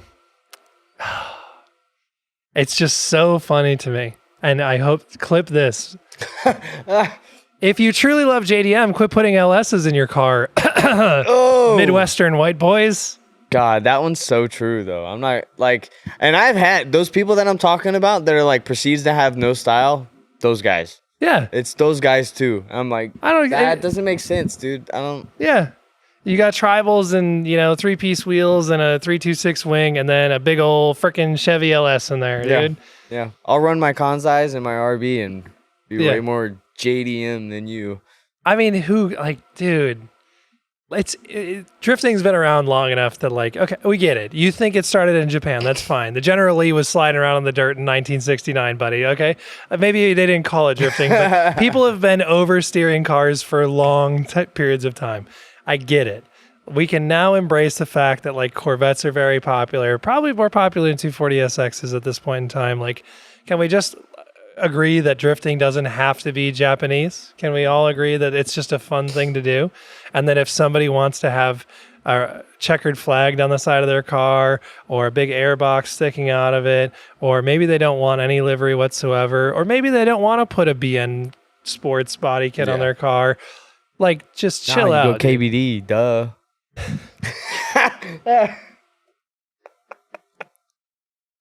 And that Mustangs don't need to look like. I don't get it. Mustangs don't need to look like 240s. They can just look like Mustangs. Hey, that kid goes hard. I don't care. Hard into the It's so trash. sick. The SN95 one. The first time I saw it, I genuinely thought it was a Zinky. Yeah, I swear to God, I thought it was a Zinky. It does look like it. There's a million body kits that look way better on a new edge, though. Celine body kit, Cobra R, I guess. Celine does look good. Celine's super good. I'll give you the Celine. Yeah. Any other one, I'll bite my tongue on. But drifting is a worldwide motorsport, and everybody has a different style, and that's fine. We don't need to all look the same. People can build whatever they want. If you want to put a rotary in a Corvette, so be it. But, you know, I'm gonna Like, do that. So I want to see someone do that. I think they did in Europe. Really? Yeah, there was one at LZ World Tour. No shit. Yeah. Huh. Yeah. You seen the McLaren that? Yeah, Mad dude. Diego. Oh my god. Yeah. No. Oh, who is it? Mad Mike. Oh, yeah. The Yes, McLaren yes, rotary, yes. the 20B car. Yes. Oh, dude. I've been keeping up with that one like a hawk, Yeah. bro. The thing is, like, I'll give people a hard time only if they're like a person who's like, everything has to be my way. I don't think everything has to be my way. They're like, you want to put a Coyote in something, so be it. I don't like it. They sound not great to me, but it is Do a it, V8. and I'll still make parts for it. You want to put a Barra in something? I think they're sick. I think 2Js are cool. I think RBs are cool. I think that like VR6s are cool, dude. Yeah. LSs are cool. I don't understand why people are like, oh, everybody does it. Okay, people do it for a reason. It's a good engine. It's a pushrod V8 that's easy to work on. It's light, it's small, it's cheap, it makes good power. What the hell? Like, seriously. Yep. But I don't know. For me, I'm just going to keep doing my own style. And like, you know, if you do what everybody else likes, then you're just one of everybody else, you know? Like there's a reason there's lightning on my car and not flames or tribal graphics. True. So Yeah. It almost looks like crackle though, instead of like. it was supposed to be light. It was supposed to be light cracking through, but it just, you can't get Oh, okay. Yeah, that makes sense. But Alright. we just embraced the lightning. So Okay, well, let's move on from all that. We'll stop talking all sassy and being pissed off at the sport. Okay, so what is your entire goal with the wagon? What do you want the car to be other than obviously a drift car? well, I don't think we've explicitly mentioned that I'm building a car that's right behind me. It's a 2012 CTS wagon. It started life as, but it's going to be a V wagon. So V hood, V front bumper, obviously an LS in it. But it's going to be crazy. I mean, like the partnerships that I've got have been awesome, and there's been a wild amount of parts. BTR is building me. Brian Tooley Racing is building me one of the most insane engines I've ever heard of. It is a 460 cubic inch, aka 7.5 liter aluminum block tall deck RHS, 14.5 to 1 compression, fully gone through heads engine, which is nuts. Yeah. And it's going to be topped with a set of Hillborns that I got from Holley, which are ITBs, individual throttle bodies, 2 and 3/16 opening each one. You could do the math if you would like. It's crazy. It's equivalent to like It's gonna sound so cool. It's equivalent to like 137 millimeter throttle body. Yeah, it's huge air. So ITBs and Holley also provided a direct port nitrous kit that's going to go directly into the ITBs, controlled by a Holley Terminator. We did the tube front, tube rear. BC gave me these two ways that are sitting right in front of me. We have carbon fiber front fenders, carbon fiber hood, carbon fiber side skirt extensions, carbon fiber front lip, carbon fiber mirror caps, carbon fiber seats that we're sitting in right now from NRG. All 4 of them. It's a 4-seater.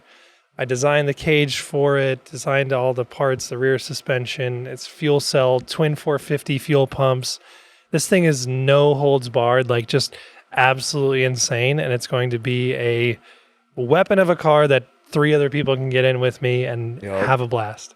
And that entirely was the purpose, was to just build something insane that people can enjoy and experience drifting in. And what better way to do it than in a CTSV wagon? You know, it's never been done before. This is the first one ever. They're such a good looking car. I'm excited to see it, like actually. And we again, just like we did with Matt's car, designing a wide body for it.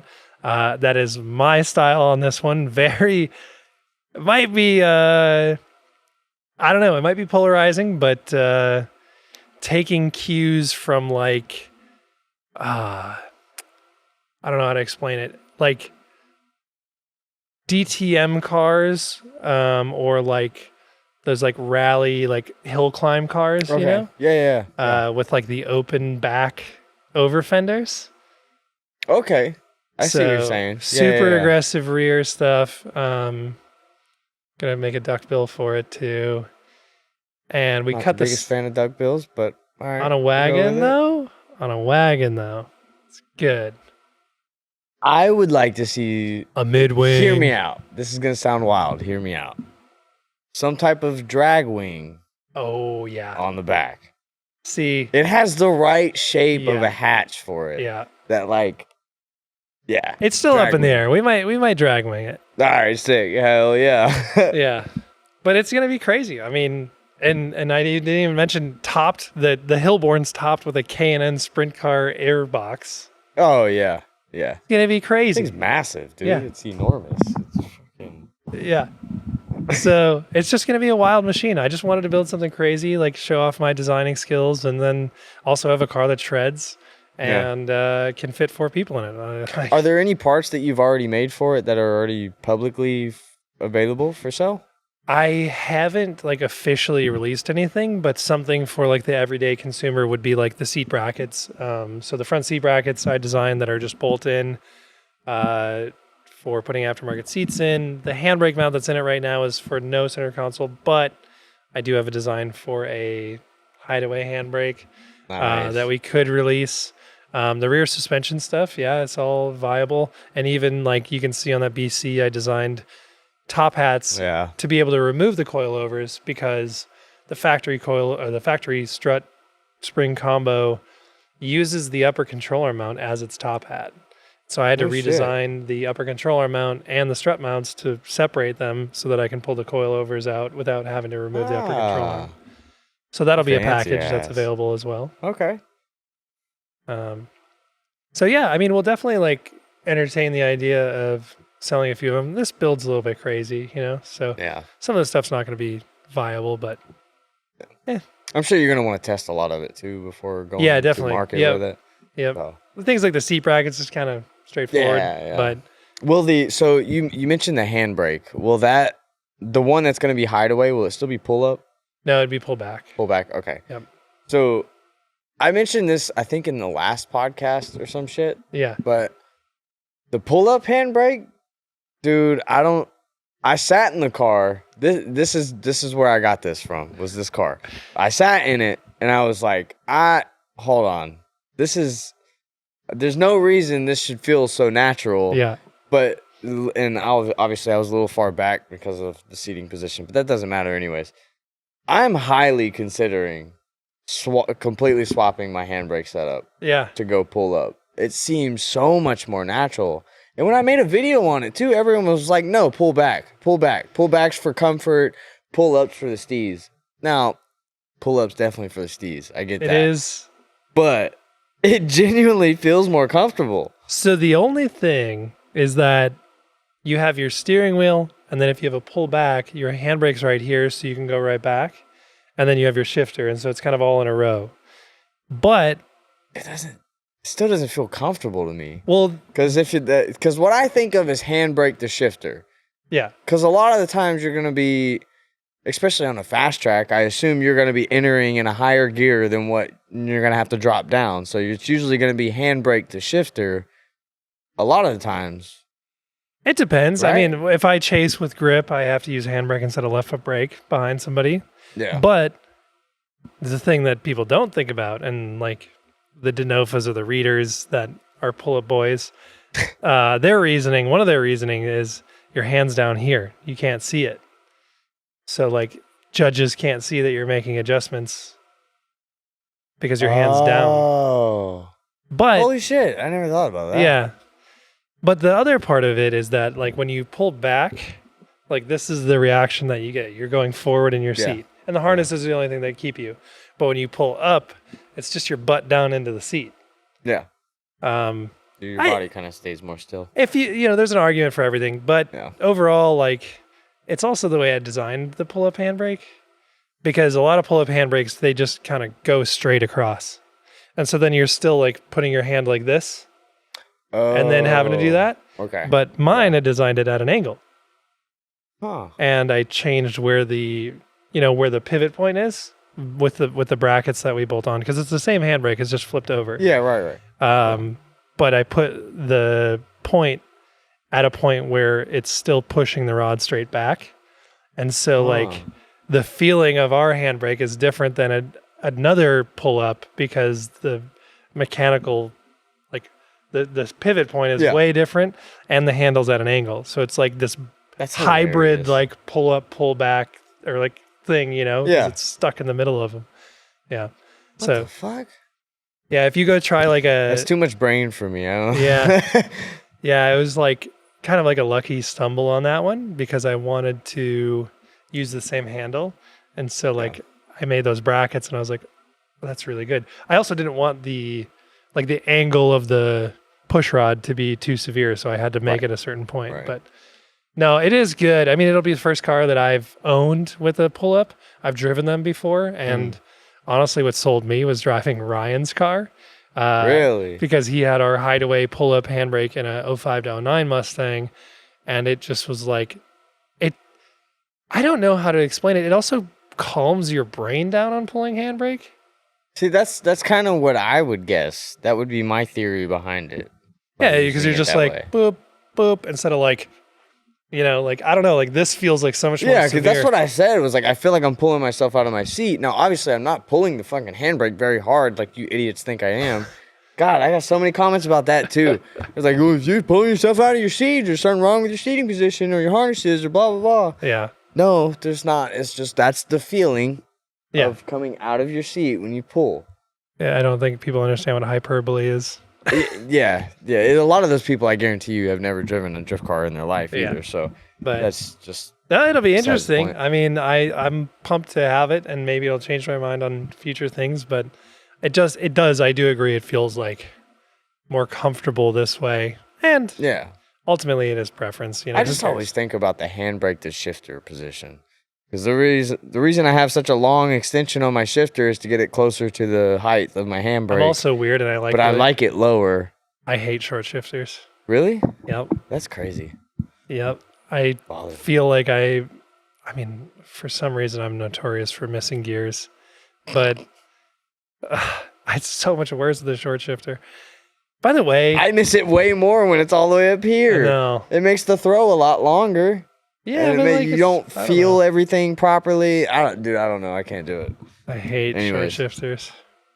Like, it's so funny too because Tremec like boasts that from a regular T56 to a Magnum, they narrowed the shift pattern, and I was like, "You doofuses! That's why I miss third so much because it's so close." Yeah. Yeah.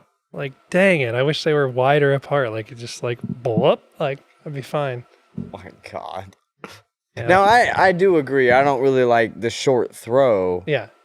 but I still like to feel it go into gear, but I just like it being a lot lower down to where my arm's down Yeah. here rather than sitting up Because here. you're just a tiny little guy.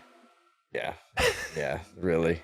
Well, and the RB trans, it comes up under the dash. Oh yeah. So, the extension is kicked out and then up. Oh yeah. So, I'm punching the dash every time I go Yeah. into first and third. So, why didn't you just do a CD adapter?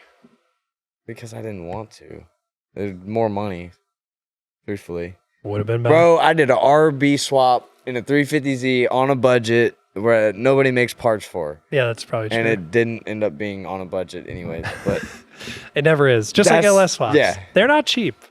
dude, exactly. I probably spent what someone would spend on a good LS swap Yeah. on the RB, which Yeah. is a good RB swap. Don't get me wrong. It's just, Hey, I think RBs don't look at cool. all the welds on the tube front. might be unpopular, but I think RBs are cool. I think they sound better than 2Js. Yeah, I agree. Like, just I don't know. 1J is still always my all-time favorite motor. I won't back down from that one. I love the RB, but the 1J is just primo. I will say, if I were to ever do a straight six, though, I would give myself the headache of doing a Barra. Really? Oh yeah. I agree. There's no replacement for displacement, baby. Oh, you fucking 4 liter, American dude. Muscle Get out of here with your motherfucker. 2.5 or 2.8 liters. Give me 4 No, liters. Ever since I rode in Jason's car, the Barrow Wags, holy fuck, that's a different type of feeling. Yep. When you're going that fast sideways, you're like, I don't quite get it in this car yet. I'm sure I will in this car. This car's gonna be nuts. But you can genuinely feel your helmet wanting to like fly off of your head because you're going so fast. That's It's awesome. weird. Yeah, dude, bars are sweet. If like unlimited time, unlimited budget, I'd definitely like this. I would just for the lulz put a bar on that, and then I'd be able to go to Ford Fest. Yeah. Then all the Ford people would be somewhat happy. I don't even think then they'd be like, oh, fucking, What the fuck is this? Yeah, stupid. Is that a Toyota motor? It's Australian Ford bullshit. What the fuck? Oh my So god. funny. Okay. So the you mentioned the BTR engine. What is the difference going to be from this one in the new Edge? Like, what are the finite differences? So in the new Edge is a 6-liter aluminum block, stock compression, but forged pistons, forged rods. So basically, it's an LS2. Okay.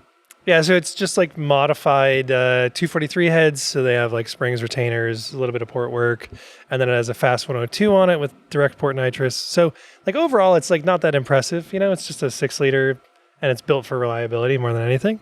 So that's why it makes 430 wheel. It's like not a bad number, not an amazing number, not crazy. Yeah. This 7.5 liters, 14.5 to 1 compression, like gnarly heads, BTR's max effort cam, and ITBs on it. Like their estimation, and I believe it, it makes sense if you crunch all the numbers, is 850-ish crank horsepower NA before nitrous. And then Nice. if we put a 200 shot on it, that's 4 digits.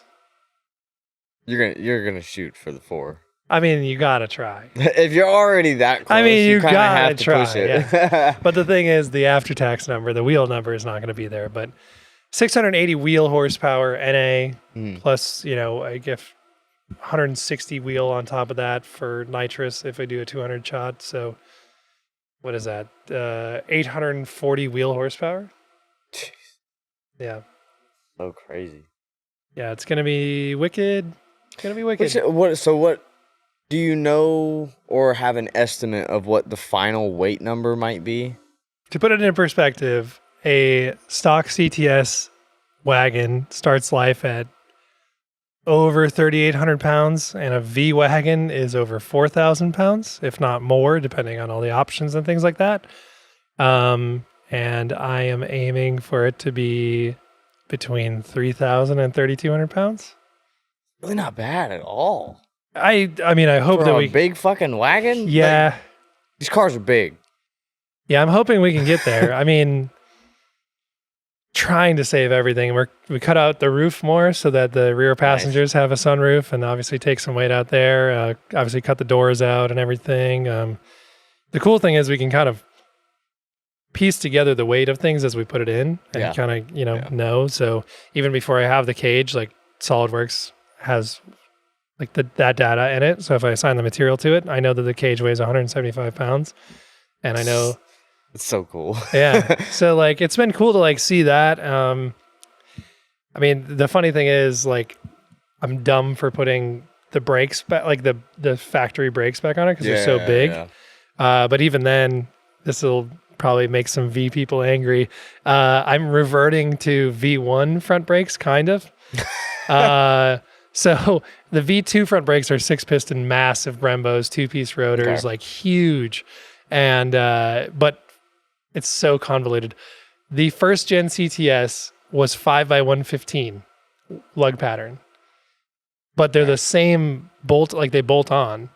And because we run so much 5x114 and it's such a common wheel size, I'm converting this to 5x114.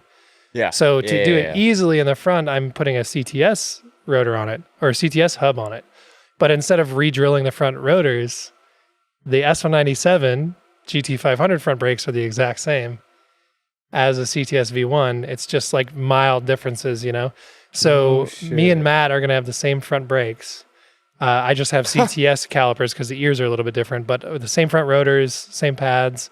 Wow. So CTS V1 front calipers, S197 GT500 front rotors, CTS 1 front hubs What to get 5x114 and like a smaller, lighter brake on the front. Dude, that's cool. Yeah. So there's a lot of The similarities. like benefit of like every drifter's gonna do it, especially in competition and stuff. But like getting to where you can run all the same wheels. Yeah. But on top of that, brakes at the same time. Yeah. What a fucking score. Well, let me flex just how much we have in common between the Cadillac and Matt's cars. So the front brakes are the same. Okay. Rotors and pads, the calipers are just slightly different. Matt's double shear front tie rods are my rear tow rods. The exact same thing. It's just spacers. Yeah. My rear lower control arm is Matt's rear lower control arm. What the fuck, dude? We have the same fuel cell. I just have twin 450s instead of a single 450 that he has. We have the same rear bash bars because they're the same across all three cars. I designed them and made them work for all three cars. So all of our bash bar spares will be the same. Even works for a Z. And how I know.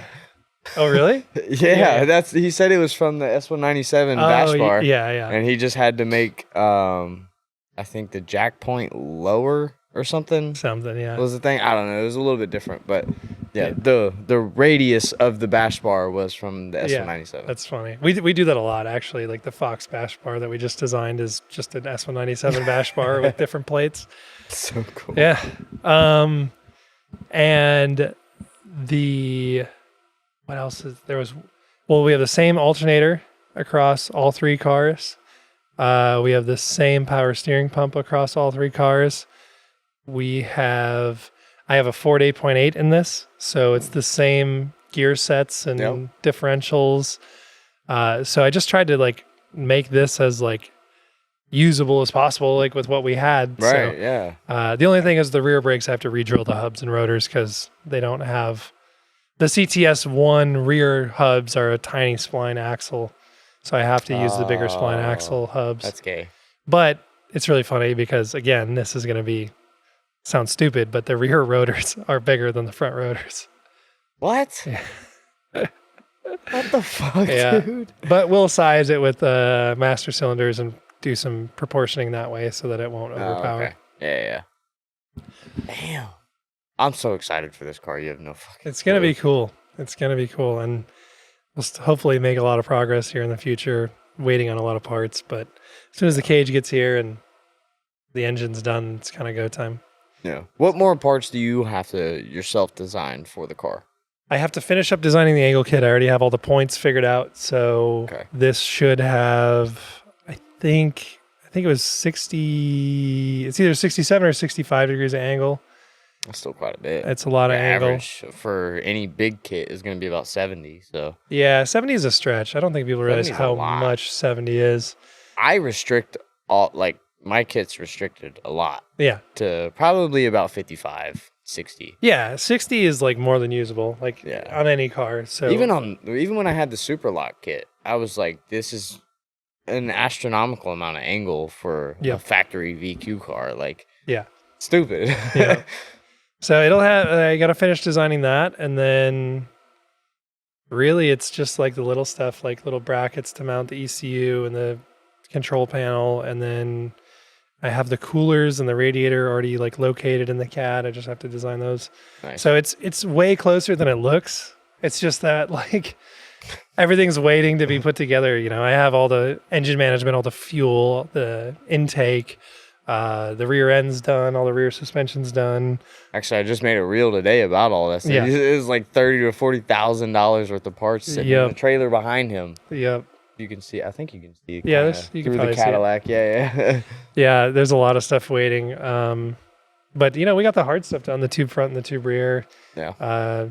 All the suspension mounts and things like that. The cage, you know, that took me like, I want to say the cage took me probably like 80 hours to design. No. But it's gonna be sick. Big brain stuff. Yeah. So I'm excited for it to get done. Like the time crunch now, though, right? Because the car's got to be done or done-ish for LS Fest Kentucky. Yeah, so I want to show it off there. Like, I don't know that it'll be moving, but I would imagine it'd be kind of like the same thing last year with Matt's car. Probably more, obviously, more like engine in it and everything like that. And this car's a lot easier in the sense that like they came with an LS, so like the exhaust is all like sorted out, which is crazy. Like the cost of the exhaust on this thing versus the cost on Matt's is like, why? Like it's headers back on this for the exhaust is like $750 total. What the hell? with a 2-inch primer. Yeah, so that was nice. I designed the motor mounts, Jesus. which I could use factory motor mounts, but I just designed some like. Yeah. But this will be like way easier in that instance. The harder part about this was like obviously I had to design the cage and the suspension and things like that. But Yeah. no, it should be ready like to show off, and like maybe it's not pretty at LS Fest, but then we got invited to bring the car to SEMA.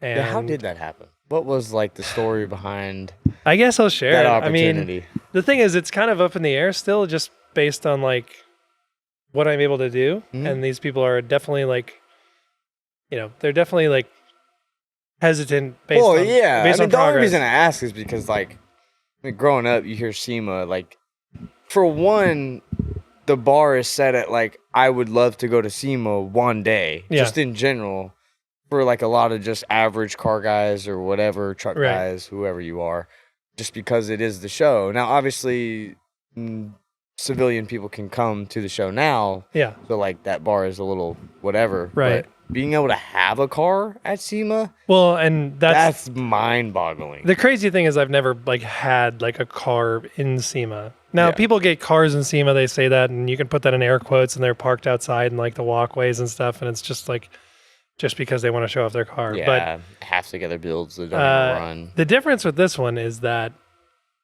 I was invited to SEMA by SEMA. And so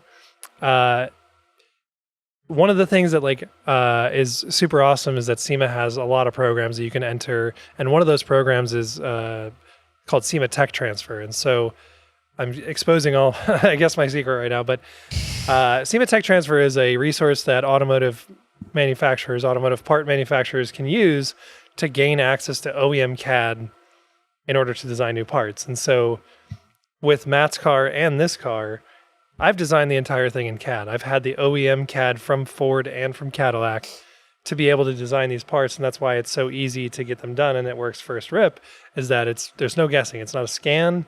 It's not tape measurement. It's not anything like that. It's literally OEM CAD. And so it's been very easy for me to like nail all these parts first try because I know it's going to fit because it fits in the CAD, and they build it to the CAD. And so I had talked to SEMA about it, and they really liked the way that I was using it because it's like a whole different story when it's building a whole car based on it rather than just designing a certain part or something for it. And so they were really interested, on top of the idea that it was a CTSV wagon, that was super exciting. And just a little cherry on top, Yeah, so like Mike Spagnola is the CEO of SEMA, and I talked to him last year about it, and he was like, yeah, dude.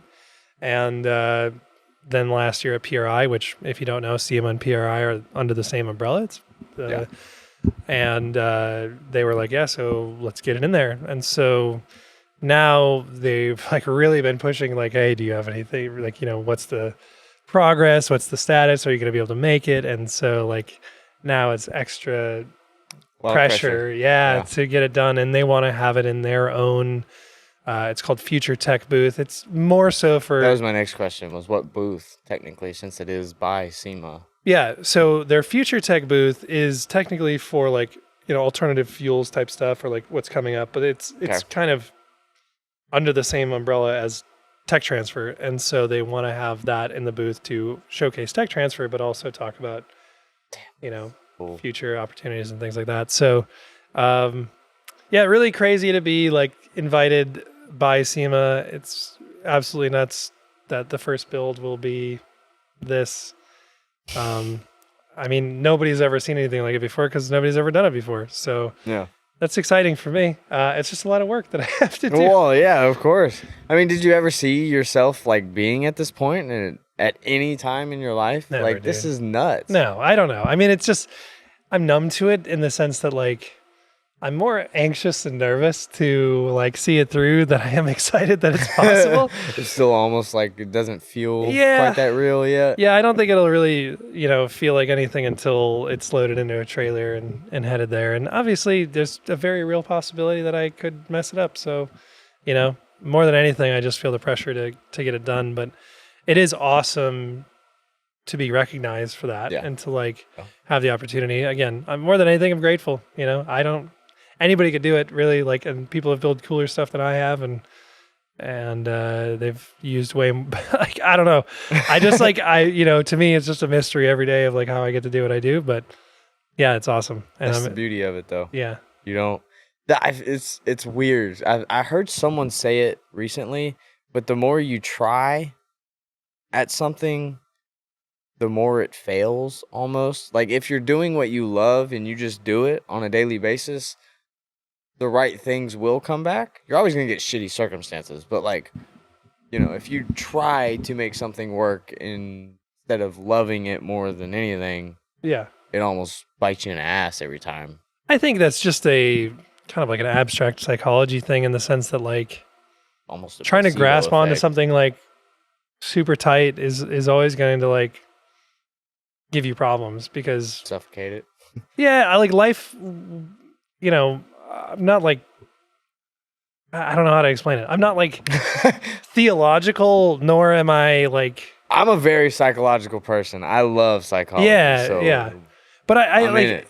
to me, it's like you're never going to know what's best for you. Like life just shows you what's best for you. And if you're too busy focusing on like what you think is best for you, then you're never going to see like what actually is. And so instead of like thinking that you know a path and that you're aiming at it, like you can have a general idea, but for the majority of the time, like it's going to adjust and it's going to change. Like perfect example, like I moved to California in 2015 and like it was a great change for me. I definitely didn't expect what was coming and it kicked my ass moving there, but I learned a lot from being there. But then, if you would have asked me 10 years ago, like, if you would have told me you're going to live in Kentucky and be building a CTSV wagon drift car that's going to SEMA, I would have said, one of those sounds really cool and one of them sounds like it sucks. And like, no, it's not true. Like it just, you never know. You never know opportunity until it's realized. And that's a statement that I'll always make is like, instead of like trying to think like, what's best for you, like just go out and like. I mean, yeah. And like, honestly, breaking that down a little bit more for an easier example for probably the people watching is just building a car in general. Like, I'm sure you've built a car and whoever's watching has built a car or seen someone build a car. You've seen the attitude change, the taste change, but the overall goal of what the outcome was supposed to be is relatively the same. So like I bought an FC, I want to build an FC. I want to put whatever in it. Usually those three common denominators stay the same, but a lot of the other stuff around it, your mind changes throughout. So like as long as the goal is set and you're working towards that, a lot of the little minute and minuscule shit is always going to be fluctuated up and down. And just enjoy it as it goes. Like even when I built this car, honestly, like I didn't want to put an LS in it at first because I wanted to like see if I could make a 4.6 work. And like over time, it was just like, it really doesn't make sense, like financially and whatever. And instead of like being stuck in that egocentric like response of like, well, I can't do this because it's not me or whatever. It was just kind of like, well, what's the best thing in this moment for my overall goal? And like, even then, like goals are so abstract, like really occupying yourself with something that challenges you and allows you to grow will always be fruitful. And so, do what the question of like, where do you see yourself in 5 years or what is your goal right now or anything like that? I just don't have an answer anymore. I've always hated that question. Well, there's no point in having an answer because then you're subconsciously locking yourself into something that maybe doesn't fit you in a couple of years. Yeah. Like example, I mean, I live in Kentucky now and I didn't think that I was going to enjoy it, but I love it. And I just love the community that I've developed here and like the scenery is cool and like the opportunities and being able to go different places. So Very I just central location, so that helps. Yeah. A lot. I just don't think about like what my like to me I'm like I don't know enough to know what's best for me. Yeah. I'm just going to like take these opportunities that come in front of me and to the best of my abilities maximize what I get out of them. And more so than ever, it's am I having fun and am I growing doing it? Right. Because whether it's cleaning my living room or throwing that thing into a corner at 100 miles an hour, like you got to enjoy the experience and like recognize that like you're just here to occupy time until you die. That's way too deep. But like the reality is like, I could drift a Miata and have just as much fun as I could drift, Matt Field's pro car, because it's not about like the thing. It's about like the experience and getting to do it and just having a life full of really awesome experiences, Yeah. And I think that, through the stuff that we've done together, you can see that like I'm just about experiences more than anything else. Absolutely. Yeah, especially when content's involved. Like, you have to. It's got to be about the experience in order to enjoy any of that crap. Yeah. But pointing a camera at yourself is not fun. No. As much as like influencers and YouTubers, God, I hate those words, but make it look like that, it's not fun. Half the time they don't want to be doing it and it sucks. But the benefits of what they get to do on a daily basis, and like even to your extent, getting to you sit and design stuff. Like, as much as boring and as like monotonous as that can be, that's got to be fucking fun to you. Because in my brain, I'm very creative. So like videos works for me, being able to play with my car and make it look the way I want or whatever the fuck. Like, the creativeness in anything is what I enjoy. Yeah. And that's, to me, with designing parts, it's an ongoing challenge to see if I can do something better or more creative or more intuitive. Yeah. And so I don't see it as like the dollar signs. I don't see it as like a task. I just see it as like, I don't know. I've always viewed life as a video game, if that's like, it's just levels, and the thing is like, if you want to talk about it, like get on psychology, like if you bought a video game, remember like you used to go to Best Buy or go rent a game from Blockbuster when you were a kid, and like you bring it home and you're super excited to play this game, or even better, you bought it and you're pumped. Or if you're too young, rent it from Redbox. Yeah, Jesus. Or you downloaded it on Blockbuster was better. But say you're really excited to play this game and you bring it home, you pop it in or you download it, whatever. And you it loads up and it says press A to start, and you press A, and then it says press A to win. You'd be like, what the fuck is this? And you'd hit A and it's like, congratulations, you won. You'd be like, well, this is the worst game in the world. Yeah. Yeah. It's like the silver string theory. You ever heard of that? Uh-uh. So the silver string theory is that a kid gets gifted the silver string as a young kid, very young kid. Every time you pull the string, you can skip to whatever point in your life that you want. You're a kid, you want to just be able to drive, pull the string, skip to your 16, you can drive. But you can never go now backwards. I want to be able to go and buy a lottery ticket. Okay, skip to 18, go buy a lottery ticket, whatever. Skip to 21 because you want to be able to drink, and so on and so forth. Same shit. You're gonna tug and tug and tug, and then you're gonna wake up one day and be like, "What? I didn't even live a life. It was nothing there." Yeah, and so that's kind of my thing, is like if you view it as that, where it's like if you could hit the easy button and you did, it would be the worst thing. Like the experience is like the literally when the whole it's the journey not the destination thing. Well, it's very true. Like, so when I do stuff, I'm never looking at like what I get out of it. I'm just like, this is an opportunity to do something. Yeah. And like might as well make the most out of doing this thing. Like that's why road trips never bother me, because I'm like, that's endless possibilities. You could see a funny Buc-ee's billboard, or unless I'm getting railed from no cab mounts or cab bushings, whatever. We fixed it. But no, to me, it's just like this. It's just a journey. Like, and like, again, my video game analogy is like, okay, well, what's one step back from pressing A to win? Well, it's like press A to kill this guy, or like to beat this level, and you'd be like, well, that's still lame. And you want that challenge. There's and cheat code I could put in. Yeah, and it's not fun. Like the challenge is what makes everything fun. And so if you compare that in your mind to a video game, where like your favorite game is one that challenged you. Yeah. Like the ones that you love the most are the ones that were the hardest to beat. Mm-hmm. But like after you did, you felt this sense of accomplishment, and that's pride in it. That's all I've ever you want the key to happiness. It's recognizing your own growth and being proud of your like path through it. Yeah. Like that is the key to happiness. Not like no material item, no thing like this, no amount of fame or money is going to do it. It's just recognizing your growth. And like I don't know, man. That's the cheat code that I live by is like, yeah, I get to design stuff all the time. And that all that is to me is just me recognizing my own ability and like growth in what I've done. Because 3 years ago, I wasn't doing what I'm doing now. Like last year, I wasn't doing what I'm doing now. 2 months ago, I wasn't doing what I'm doing now. Yeah. Every day is a new thing and a new opportunity to do something more exciting, use more of my brain, challenge myself a little bit more. And that's it. Like that's, you know, if people want to be envious of me, be envious of that I have the ability to recognize that life challenges are an opportunity to grow and be proud of myself rather than to look at them as like, oh, not this again. I wish life was easy. Because if life was easy, you'd be bored. So in almost every life challenge, you'll never know the outcome. You just got to do it and you figure it out as you go. Yep. Yeah. Confidence. Just jump. Stop staring. I literally tell myself that all the time.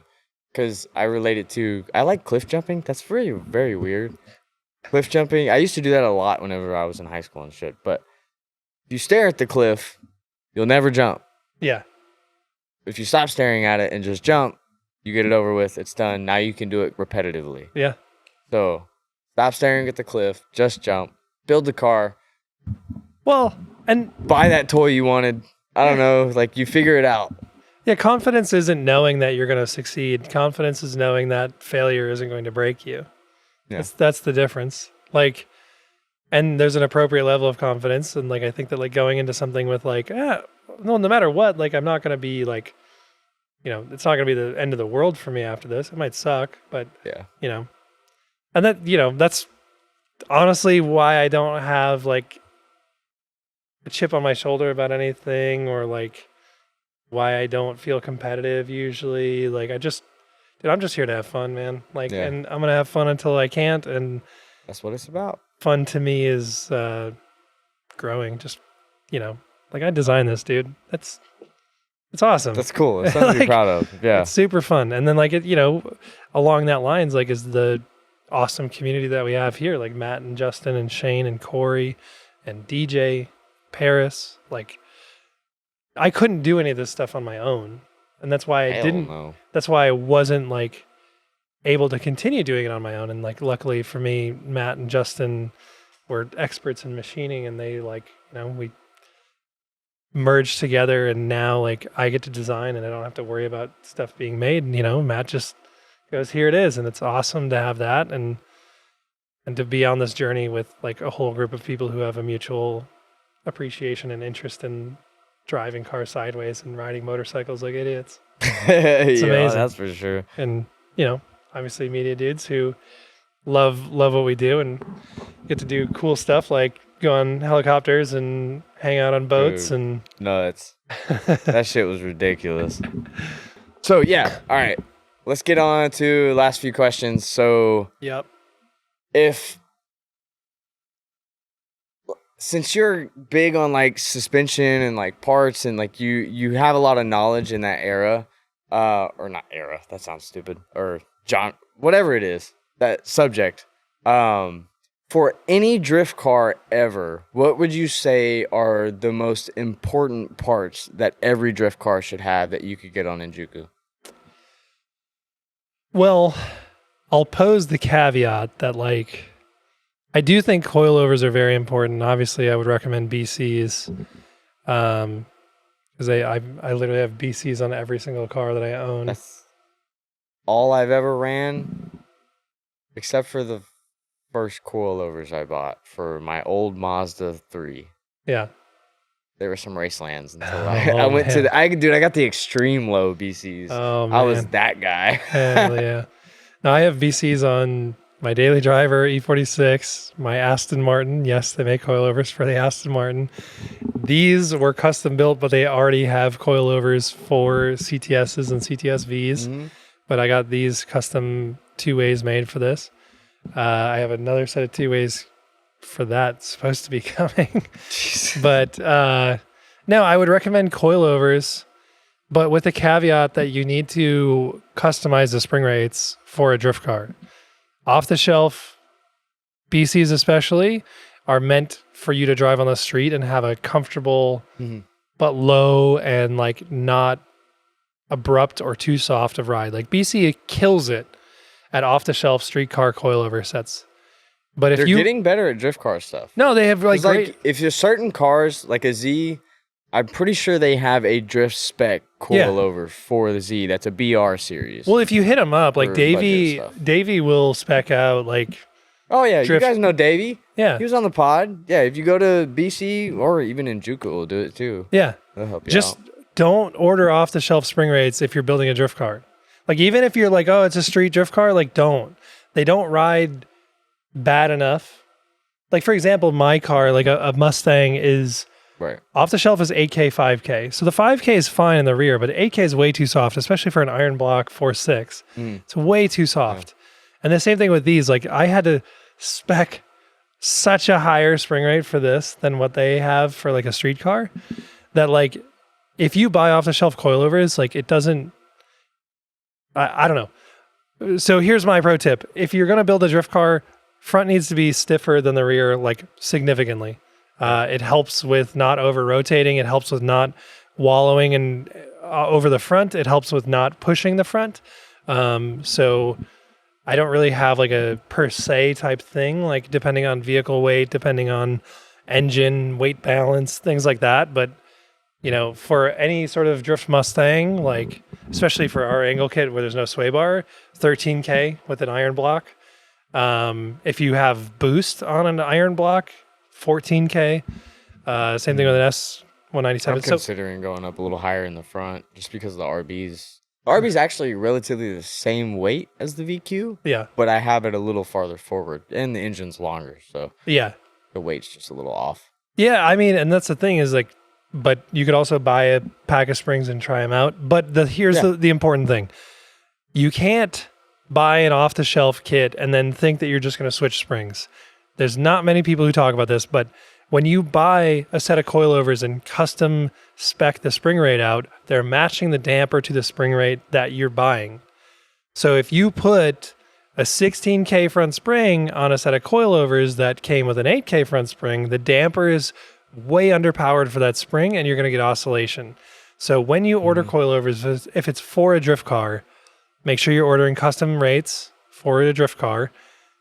Relative like blanket across the board kind of idea is like even for a BMW, like you're going to want at least a 10K, 10, 11, 12. If you're LS swap, definitely like 13 range. Yeah.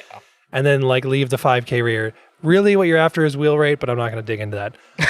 So, yeah, don't get them into it. so yes, coilovers are very important. I think that they help the way the car feels. I think that speccing out the right spring rates really makes a difference. I know Davey's smart enough to give you guys the insight on what recommended spring rates they are. Obviously, Denofa used to work at BC, and they have a bunch of notes on that kind of thing. So if you're building a drift car, don't just buy off-the-shelf BCs. Buy custom spring rates. Ask whoever you're buying it from, whether it be in Juku, directly from BC, whomever, what they recommend for a drift car. They're going to ask you what engine. They're going to ask you about all that kind of stuff. And make sure that you get a custom spring rate rather than off the shelf. The other part of this would be that I think a handbrake is a good tool. I know it's controversial, but I think a handbrake is a very useful thing, especially for a new driver, because it helps you like fix those mistakes. And if you're a driver who yearns to progress and like become a better driver, then you're going to look for opportunities to use less handbrake. And therefore, as you go through your drifting career, you're going to dwindle back and use less handbrake. If you truly like... That's me. Yeah. I started with a handbrake and I got too used to it. Now I'm trying to backpedal. Well, what we do on the sim is we'll try to do laps with no handbrake. We'll try to do laps one-handed. We'll try to do laps no clutch kicks or anything, just throttle modulation and set the car up. And so I challenge myself to do that. And it's something that anybody should. But I know that even if somebody's like, hey, drift my car. And I'm like, do you have a handbrake in it? They're like, no. I'm like, I'm good. It's going to be a sketchy transition. Like, it's hard to stick it, especially in a car that I don't know. Yeah. But I think it's a useful tool. I think that it doesn't hurt to have a handbrake. There's a lot of really easy, simple bolt-in handbrake setups, especially like inline stuff. For these, we got them covered. For BMW's, Drift Tech is a really cool thing. It's inline. There's a lot of stuff on Juku. They have a lot of different options. So I think that a handbrake is actually a good tool. And the other thing that's not bought off of Enjuku, but I think that's really necessary, is just make sure that your diff does actually lock up, because there's nothing worse than drifting a car with a diff that opens up. I'm pretty sure you can buy diffs on fucking Enjuku. Yeah. Depends on the car, of course, obviously. For sure. But, you know, like, just make sure that you have a diff that's actually locking up, because nothing will mess you up more than like half open diff trying to drift. You know, there's nothing wrong with a little Lincoln locker. And God bless the amount of people I see show up to the track with a Z that has not taken the traction control out. Take that shit out. Yeah. S550s. You're going to fucking slam yourself into the wall. Yeah. Any car, take the traction control out, please. All of it. ABS, everything. But, you know, after that, like, you know, do I think you need an angle kit? Not necessarily. That's the irony, though. If you don't have an angle kit, you definitely need a handbrake. Like, oh yeah, you definitely need a handbrake if you don't have an angle kit. Like, I don't know, flame me, I guess, if you want, but like, it's not easy. And the thing is, this is way easier to drift in my mind than like a stock one of these with stock angle and no handbrake. Like, I couldn't link a track in that thing. But other than that, yeah, definitely get yourself some seats, especially in cars that like have like crappy 30-year-old seats, or they don't have bolstering or whatever. It's definitely nice to stay in your seat when you're drifting. I'll pitch NRG. I'm pretty sure Enjuku sells NRG stuff. Absolutely. But that's pretty much it. The other side of this, don't add power. Don't add power until you are absolutely throwing your car as hard as you can into a corner and it's bogging because you don't have enough power. Like, just max out the skill set, then upgrade. Yeah, that's the one thing that I've learned, especially with being in the Midwest, is like, don't add power until you're ready for it. Don't do it. Leave the VQ in. Yes, it's annoying, but learn on that thing. Yeah, very annoying, but yes, agreed. Yeah. Oh yeah. All right. Well, I guess let's get just your best piece of advice to anyone getting into drifting in general. I said it last time, I'll say it again. It's a hobby. Leave it your hobby. If it's ever meant to be a career for you, you will already be at the point where it's just like, oh, okay, well, maybe I'll make some money from this. Don't chase the pro drifter dream. Enjoy it. Just enjoy drifting. Go drifting with your friends. Make friends at the track. Make sure it's a fun thing. Don't try to beat everybody there, because the only person you're going to beat by having a competitive mindset and thinking that you're going to go pro is yourself. You're going to burn out. You're going to spend too much money. Nobody's going to adopt you into the culture, and you're going to feel exiled at those events. Enjoy it. This is the only motorsport that's expressive besides stunt riding, I would think. Yeah. And Monster Jam. Wow. But that's not even, it's not even their trucks. Yeah. So this is the only sport that can be expressive.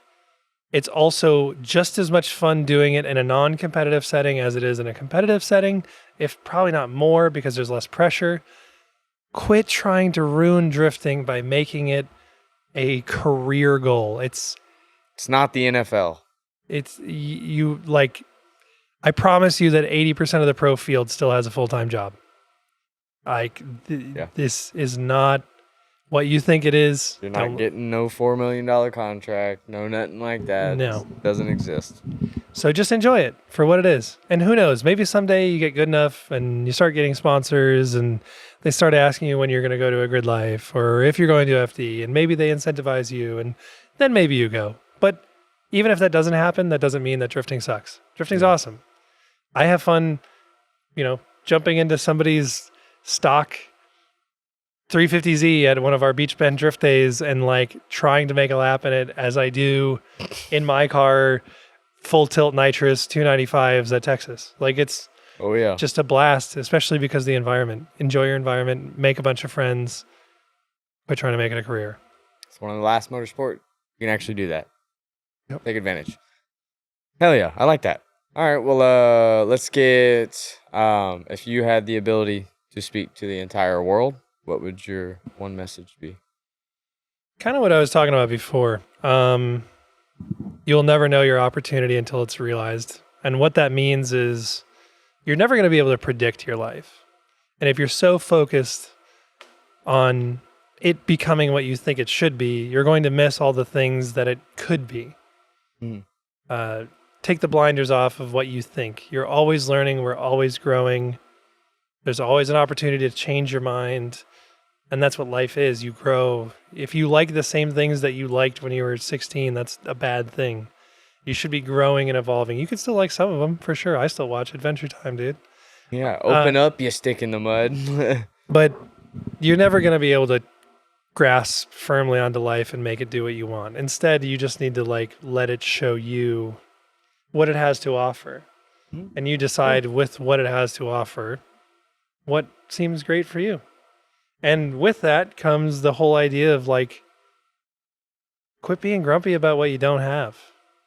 Like, you know, just enjoy like what opportunities your life has. And like when new ones come, just take them on. But like, dude, I don't know. Life is for the living, and there's an opportunity to have fun and find value in every situation. And nobody is going to save you from your own mind. It's up to you to change your mindset and to look at the positives of what goes on around you and embrace the challenges that life offers. Fuck yeah. Damn, we got pretty deep on this one. Yeah. I dig it. Yeah. Oh, yeah. Well, you got any final words or anything? Or you want to plug anyone? Well, of course. I don't know. I'm thankful for every opportunity that I've had. I'm thankful for all the people that support. It's just super cool to be able to do what we're doing and to have like the buy-in from not only companies but fans. Huge shout out to obviously the sponsors. Like BTR is amazing, and them facilitating the engine for this is wild, and them believing in a drift program when they're traditionally a drag racing company is amazing. Companies like BC always being supportive. They've been a part of the program for a while now, and you know, to build me custom coilovers for this car is amazing. Renegade, obviously, some of the greatest fuel, just, you know, without a doubt, like just runs great. Obviously helps keep our engine temps cooler, and it smells amazing. Name a better smelling fuel. Yeah, dude, Really? It's incredible.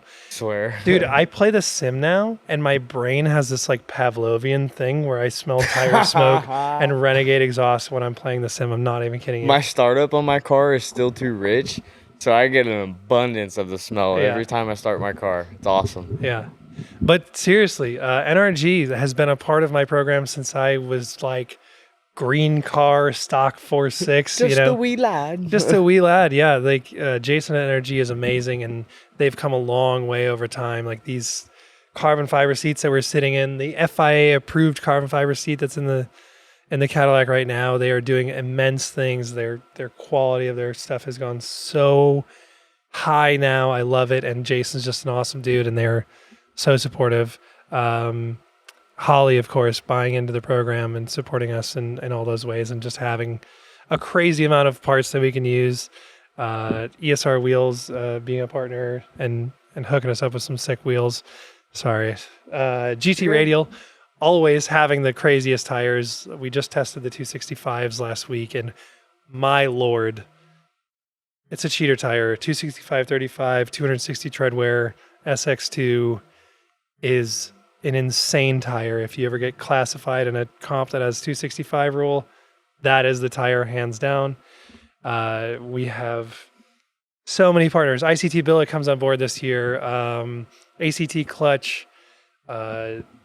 Dude, there's just such buy-in, and I appreciate it. I could go on forever, but more importantly, the people that support, and all the, you know, big thanks to Matt for being so supportive and excited about all the improvements and wild, crazy adventures that we want to go on. That's awesome. And Shane being a part of it. He's a great kid. All my friends from in California, all my family back in Wisconsin, and friends from back there.